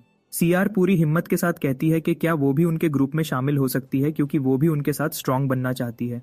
उसकी आंखें चमकने लगती हैं जब वो फाइनली एलीट क्लासरूम के अंदर कदम रखती है। वो हमारे हीरो का शुक्रिया अदा करती है, लेकिन वो कहता है कि ये सब प्रिंसिपल की वजह से हुआ। लियो भी प्रिंसिपल का शुक्रिया अदा करता है और प्रिंसिपल कहता है कि उसे उनकी मदद करके खुशी मिली है। वो बताता है कि अब वो चाहता है कि ये फैसिलिटी सबके लिए ओपन हो और बहुत सारे नए चेंजेस भी आने वाले हैं। कंपटीशन जीतने के बाद प्रिंसिपल के पास अब पैसा आ गया था और वो अपने प्लान्स पूरा कर सकता था। ये सब स्टूडेंट्स की वजह से पॉसिबल हुआ। वो सबको उनकी मेहनत के लिए प्रेज करता है, जबकि गैंग मजाक में कहती है कि ये सारे बदलाव तब आए जब वो स्कूल छोड़ रहे हैं। सू सीआर से पूछती है कि वो इतनी मेहनत क्यों कर रही है जबकि वेकेशन चल रही है और कोई कंपटीशन भी नहीं है। सीआर अपनी स्टोरी बताती है कि पहले उसे लगता था वो किसी काम की नहीं, लेकिन सबको इतना मेहनत करता देखकर वो इंस्पायर हो गई है और अब वो स्पेशल कल्चरल स्टूडेंट के लिए अप्लाई करना चाहती है जिसका 1 महीना डेडलाइन बचा है। ये सुनकर पिंक हेयर्ड लड़की रो पड़ती है। सू उसका हाथ पकड़कर कहती है कि वो उसकी हर तरह से मदद करेगी। शेंजो से पूछता है कि उसने क्या डिसाइड किया कि वो किस एकेडमी में जाएगा, जो बताता है कि उसे अब तक कोई लेटर नहीं मिला। ये सुनकर सब शॉक हो जाते हैं क्योंकि उन्हें तो सबसे बड़ी एकेडमी से लेटर तुरंत मिल गए थे। प्रिंसिपल खांसी करता है और जो को बुलाता है कि उसके पास कुछ बताने को है। वो एक रेड एनवेलोप देता है और कहता है कि ये अभी अभी आया है। शेन राहत की सांस लेता है और कहता है कि उसे पता था कि जो जैसे बंदे को कोई इग्नोर नहीं कर सकता। जो लेटर पढ़ता है और कहता है कि ये डॉन एकेडमी से है। सब लोग उस नाम को सुनकर शॉक हो जाते हैं। ब्राउन हेयर वाला लड़का चिल्लाकर कहता है कि ये वही एकेडमी है जो सबसे टॉप पे है। हमारे हीरो को क्यूरियोसिटी होती है और वो पूछता है कि डिटेल में बताएं। वो एक्सप्लेन करता है कि टोटल 5 मेजर एकेडमीज हैं जो अथॉरिटी और स्ट्रेंथ का सिंबल मानी जाती है, लेकिन उन सब में सबसे ऊपर है डॉन एकेडमी, जिसे ये राइट है कि वो किसी भी स्टूडेंट को अपनी एकेडमी में ले सकती है। जो फिर मजाक में पूछता है कि अगर सबसे टॉप डॉन एकेडमी है तो 5 के बजाय 6 एकेडमीज क्यों नहीं है। फिर प्रिंसिपल काम टोन में कहता है कि डॉन एकेडमी की असली वैल्यू नापना मुमकिन नहीं है क्योंकि वो उन एकेडमीज में से है जो रिफ्ट यानी एक दूसरी दुनिया जहां मॉन्स्टर रहते हैं उनके खिलाफ बनाई गई थी। फिर वो थोड़ा सीरियस हो जाता है और कहता है कि ये इन्फॉर्मेशन स्ट्रिक्टली कॉन्फिडेंशियल है, लेकिन वो उन्हें बता देगा। वो समझाता है कि रिफ्ट असल में एक दूसरी डायमेंशन है जहां बहुत ही पावरफुल मॉन्स्टर्स रहते हैं। अगर वो कभी रियल दुनिया में आ गए तो सब कुछ बर्बाद हो जाएगा। इसीलिए जब भी ये पोर्टल्स खुलते हैं वहां हंटर्स भेजे जाते हैं ताकि वो मॉन्स्टर्स को खत्म कर दें। रिफ्ट क्लियर करना फायदेमंद तो है, लेकिन रिस्क बहुत ज्यादा है। प्रिंसिपल बताता है कि वो खुद एक वक्त में रिफ्ट क्लियरिंग स्क्वाड का हिस्सा था, लेकिन एक की मेंबर की मौत ने पूरी टीम को अफरा तफरी में डाल दिया और फिर वो स्क्वाड खत्म हो गई। वो कहने लगता है कि दूसरी एकेडमीज भी स्टूडेंट्स से रिफ्ट्स क्लियर करवाती हैं, लेकिन डॉन एकेडमी का अलग लेवल की है, इसलिए वो जो को वार्न करता है कि सोच समझकर फैसला ले। प्रिंसिपल उसे रियश्योर करता है कि अगर वो चाहे तो और एकेडमीज भी उसके लिए ओपन है, उसे अपनी जान रिस्क में नहीं डालनी चाहिए। लेकिन हमारा हीरो मुस्कुराता है और कहता है कि उसने डिसाइड कर लिया है वो डॉन एकेडमी को ही ज्वाइन करेगा। प्रिंसिपल मुस्कुरा के कहता है कि उसे पहले ही अंदाजा था और ये भी कहता है कि जो अब नई बुलंदियों तक पहुंचेगा। शेन उसके कंधे पर हाथ रखता है और कहता है कि सब मिलकर स्ट्रांग बनेंगे और तब रिफ्ट उनके लिए कुछ भी नहीं होगी। फिर ब्लॉन्ड लड़का चेक करता है और शॉक होता है कि एडमिशन की डेडलाइन सिर्फ 10 दिन बाकी है, जबकि नॉर्मली ये आधा साल तक होती है। ये सुनकर हमारा हीरो घबरा जाता है। वो कहता है कि उसे खुद को प्रिपेयर करना होगा, इसलिए वो सीआर को ट्रेन नहीं करा पाएगा, लेकिन दोस्तों ने उसे अश्योर किया कि वो मैनेज कर लेंगे। अपने अपार्टमेंट वापस आकर वो एक लिस्ट बनाना शुरू करता है। तभी डीमन बुक सामने आती है और ब्लैक क्रिस्टल को हवा में फ्लोट कर देती है। जो हाथ आगे बढ़ता है और वो क्रिस्टल को छू लेता है, फिर उसमें से कुछ अब्जॉर्ब कर लेता है। ब्लैक क्रिस्टल जमीन पर गिरकर छिन्न भिन्न हो जाता है। ये देखकर हमारा हीरो शॉक में आ जाता है, जैसे उसका दिल रुक गया हो। वो उदास होकर कहता है कि उसका प्लान था कि वो क्रिस्टल बेचकर पैसे कमा लेगा। गोल्डफिंगर कहता है कि अब ये बेकार है और टॉपिक बदलकर पूछता है कि स्कूल विजिट कैसा रहा। जो बताता है कि उसका एडमिशन डॉन एकेडमी में हो गया है, जहां वो पैसा भी कमा सकता है और स्ट्रांग भी बन सकता है, लेकिन उसे रिफ्ट्स रेड करनी पड़ेंगी। डीमन बुक कहती है कि रिफ्ट से डरने की जरूरत नहीं, क्योंकि स्टार एनर्जी का असल सोर्स वही है। हमारा हीरो टॉपिक बदल देता है और पूछता है कि जब एक विश पूरी हो गई तो क्या कोई रिवॉर्ड भी मिलेगा। ये सुनकर गोल्डफिंगर थोड़ा गुस्सा होता है और कहता है वो कोई विशिंग वेल नहीं है, लेकिन फिर भी हेल्प करने के लिए तैयार हो जाता है क्योंकि रिफ्ट्स उसके अपने मिशन से भी जुड़ी होती हैं। वो जो से कहता है कि वो अब थोड़ा बर्दाश्त करे, फिर वो उसकी तरफ डार्क एनर्जी भेजता है। हमारा हीरो वो डार्क ऑरा अब्सॉर्ब कर लेता है। सिस्टम उसे इन्फॉर्म करता है कि उसने एक नई एबिलिटी अनलॉक कर ली है, डिवाइन क्रिएशन। ये पावर उसके पूरे बॉडी स्ट्रक्चर को बदल देती है। वो दर्द सहकर लेवल 6 तक पहुंच जाता है। प्रोसेस खत्म होने के बाद वो पूछता है कि ये क्या हुआ।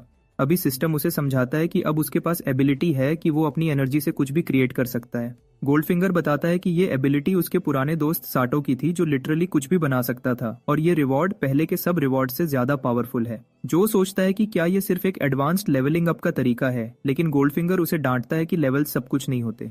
डीमन समझाता है कि लेवल सिर्फ फिजिकल बॉडी को अफेक्ट करते हैं, लेकिन पहला अवेकनिंग डी रैंक किसी के फ्यूचर का असली रुख तय करता है। इसीलिए उसने जो को ये स्किल दी ताकि वो कोई बेकार पावर ना ओपन करे।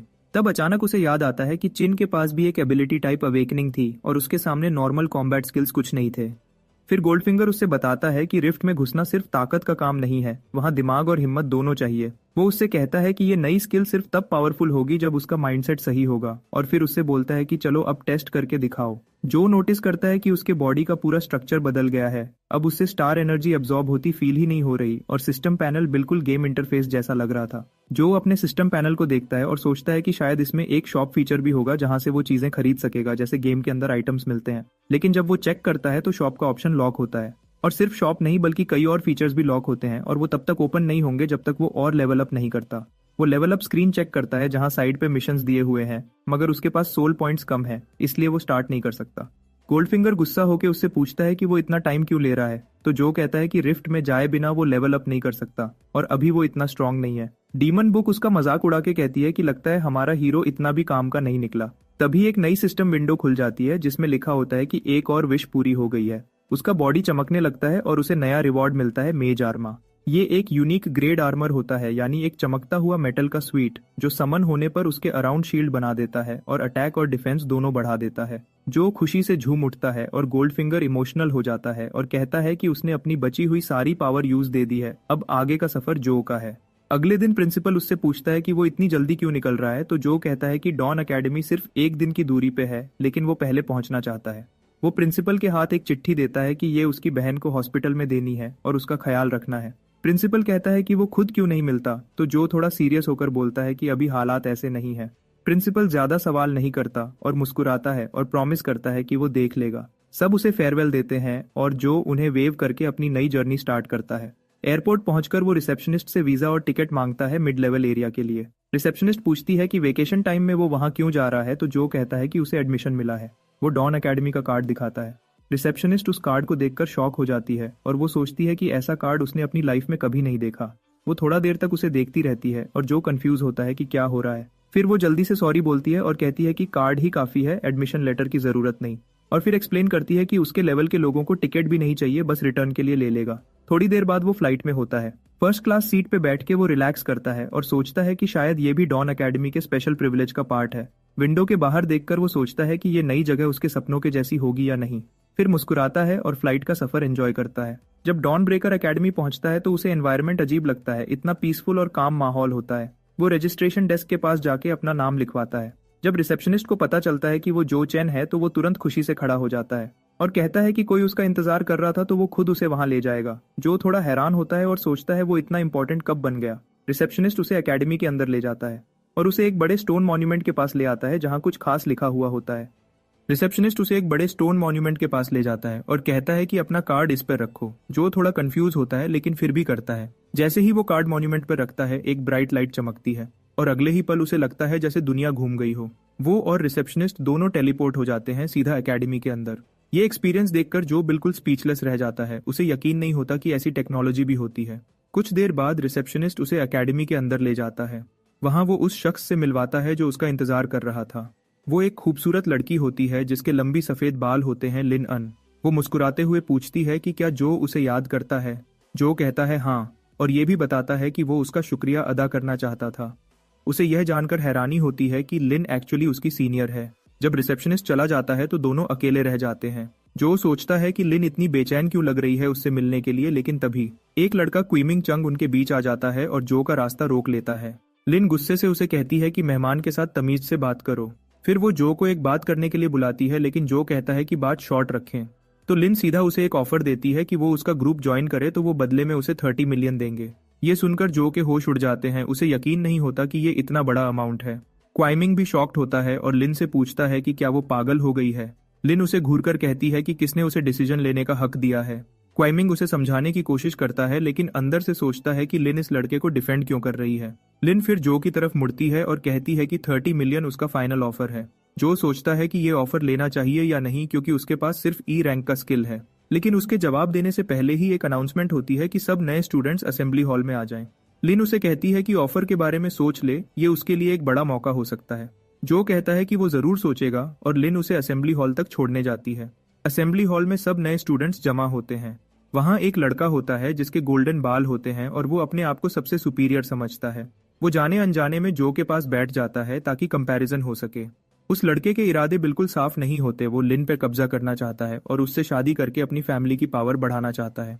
ओरिएंटेशन स्टार्ट होती है और इंस्ट्रक्टर जांगहुई स्टेज पर आता है। वो अपना तारुफ करता है और सब स्टूडेंट्स को कंग्रेचुलेशंस देता है कि उन्होंने डॉन ब्रेकर एकेडमी में एडमिशन ले लिया। वो कहता है कि सब जीनियस हैं लेकिन अभी ये लोग सिर्फ फ्रेशमैन हैं। फिर वो वार्न करता है कि अब इन्हें फिशर का सामना करना होगा। फिशर एक ऐसी जगह है जहां मॉन्स्टर्स होते हैं, ऑरेकल्स इन्हें हंट करते हैं लेकिन कभी कभी खुद भी शिकार बन जाते हैं। इंसानी हथियार वहां काम नहीं करते, सिर्फ स्ट्रॉन्ग कोर पावर और फिशर मटेरियल के वेपन्स यूजफुल होते हैं। डॉन ब्रेकर एकेडमी ऐसे टॉप ऑरेकल्स को ट्रेन करती है जो इन फिशर्स के खिलाफ डिफेंस लाइन बन सके। जांग हुई सबको कहता है कि लाइब्रेरी जाकर और नॉलेज लो, और फिर उन्हें ट्रेनिंग हॉल में कॉम्बैट प्रैक्टिस के लिए भेज देता है। इंस्ट्रक्टर उन्हें बताता है कि स्टूडेंट्स अपना स्केड्यूल खुद बना सकते हैं, लेकिन उन्हें वार्निंग भी देता है कि यहाँ सिर्फ वही टिकता है जो एकेडमी के टफ रूल्स को अडेप्ट करे और स्ट्रांग बने, वरना बेकार समझा जाएगा। इंस्ट्रक्टर सब स्टूडेंट्स को देखता है और नोटिस करता है कि उनके चेहरे पे जरा भी डर नहीं था। तब वो मुस्कुराता है और कहता है कि यही देखना था उसे, मतलब कि सब कॉन्फिडेंट हैं और चैलेंज से नहीं घबरा रहे थे। फिर वो प्राउडली अनाउंस करता है कि फर्स्ट असेसमेंट सक्सेसफुल। सब स्टूडेंट्स को रिवॉर्ड के तौर पर एक स्किल स्टोन दिया जाता है। ये एक क्रिस्टल होता है जो किसी कॉम्बैट एबिलिटी को एब्जॉर्ब करने की पावर देता है। इस बार जो एबिलिटी मिली उसका नाम है वाइज आई। ये स्किल स्टूडेंट को ऑटोमेटिक सेंसिंग और फिशर स्क्रिप्ट पढ़ने की एबिलिटी देती है। फिर इंस्ट्रक्टर उन्हें बताता है कि 2 और टेस्ट होंगे। पहला एक एंट्रेंस टेस्ट है जिसमें उन्हें एक लो रैंक फिशर क्लियर करना होगा, और दूसरा टेस्ट ये है कि उन्हें आधे साल के अंदर डी रैंक तक पहुंचना होगा और अपनी पोटेंशियल जगानी होगी। कुछ स्टूडेंट्स ये सुन के पैनिक हो जाते हैं जबकि कुछ रिलैक्स रहते हैं क्योंकि उन्हें डी रैंक तक पहुंचने का तरीका पता था। इंस्ट्रक्टर उनकी टेंशन देखकर उन्हें अश्योर करता है कि एकेडमी उन्हें सप्लीमेंट्स देगी जो प्रोसेस फास्ट कर देंगे। फिर वो चिल्लाता है सीनियर्स कम इन, और हॉल एकदम साइलेंट हो जाता है क्योंकि सामने आती है एक खूबसूरत लड़की लिन एन, जिसका प्रेजेंस ही सबको इम्प्रेस कर देता है।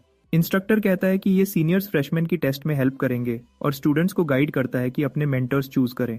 सब स्टूडेंट्स लिनैन को देखकर शॉक हो जाते हैं। उन्हें यकीन नहीं होता कि वो उनके सामने खड़ी है।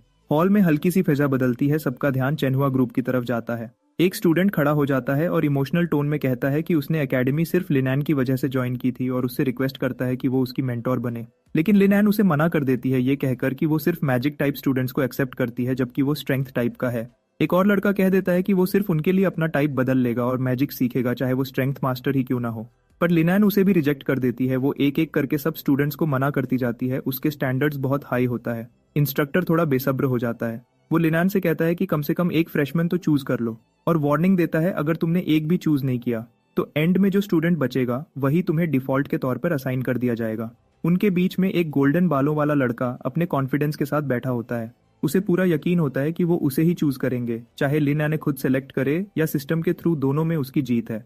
तब हमारा हीरो जो खड़ा होता है और सीधा कह देता है please take me as your mentee. पूरा हॉल चुप हो जाता है। किसी ने एक्सपेक्ट नहीं किया था कि वो ऐसा बोलेगा, लेकिन जब लिनैन कहती है यस तो सबके मुंह हैरानी में खुले के खुले रह जाते हैं। थोड़ी देर बाद मिशन हॉल में जो उससे पूछता है कि उसने उसे ही क्यों चूज किया और इतनी बड़ी ऑफर एक इनएक्सपीरियंस लड़के को क्यों दे। लिनैन शांत सा स्माइल करती है और उसे कहती है ये मेरे पर्सनल रीजंस है, और कहती है कि उसे सब कुछ टेस्ट के बाद समझ आ जाएगा। लिनैन फिर उस टीम का इंट्रोडक्शन करती है जो के अपकमिंग टेस्ट के लिए रेडी की गई है। सुहान सुपरवाइजर है। वो सिर्फ तब इंटरफियर करेगी जब किसी की जान खतरे में हो, वरना उसकी हेल्प करना ऑटोमेटिक फेलियर माना जाएगा। टीम की हीलर लीवे है जो रिकवरी और इंजरीज का ध्यान रखती है। जॉवलिन लॉन्ग रेंज अटैकर है। वो दूर से एनिमीज को टारगेट करती है। टीम लीडर ली रुई है जो पूरा फॉर्मेशन कंट्रोल करता है और टैक्टिकल डिसीजंस लेता है। ली रॉय टीम मेंबर जो को देखता है और नोटिस करता है कि उसके पास कोई वेपन नहीं। वो पूछता है क्या उसने कोई स्पेशल टैलेंट अवेकन किया है, तो जो उसे नहीं कहता है। ये सुनकर लीरॉय शॉक हो जाता है और सोचता है कि एकेडमी ने इसे एडमिट कैसे कर लिया बिना अवेकनिंग के। लेकिन अब शिकायत का कोई फायदा नहीं होता, तो सब डिसाइड करते हैं कि उसके साइड पर अलर्ट रहेंगे। लियू वे हीलर उसे कहती है कि उसके पास ही रहो ताकि वो उसकी प्रोटेक्शन कर सके, लेकिन जो कॉन्फिडेंटली कहता है कि मुझे कॉम्बैट का एक्सपीरियंस है। ये सुनकर वो थोड़ा इरिटेट होती है लेकिन कुछ नहीं कहती। फिर ली रुई की टीम को फिशर रूम 1 में भेजा जाता है। ये फिशर वर्ल्ड ट्री फ्रैगमेंट से ओपन होती है। जैसे ही फिशर ओपन होती है जो को एक बहुत घनी और डार्क एनर्जी वाली चमक फील होती है। वो दिल में सोचता है कि शायद मुझे यहाँ लेवल अप का की मिल जाए। सब एक गुफा में पहुंचते हैं और लगभग तुरंत ही शैडो डीमन वुल्व्स का एक पैक उनकी प्रेजेंस फील करता है अपनी तेज घ्राण स्मेल से। वो वुल्व्स ग्राउल करते हुए उनकी तरफ बढ़ते हैं। लीरॉय और जॉवलिन रेडी हो जाते हैं और तुरंत उन वुल्व्स पर चार्ज कर देते हैं। वो पूरी कोशिश करते हैं उन्हें मार गिराने की। हीलर लियू वे तुरंत दौड़कर उन दोनों को हील करने जाती है, लेकिन उसे ये नहीं पता होता कि एक बीस्ट उसके बिल्कुल पीछे आ चुकी है।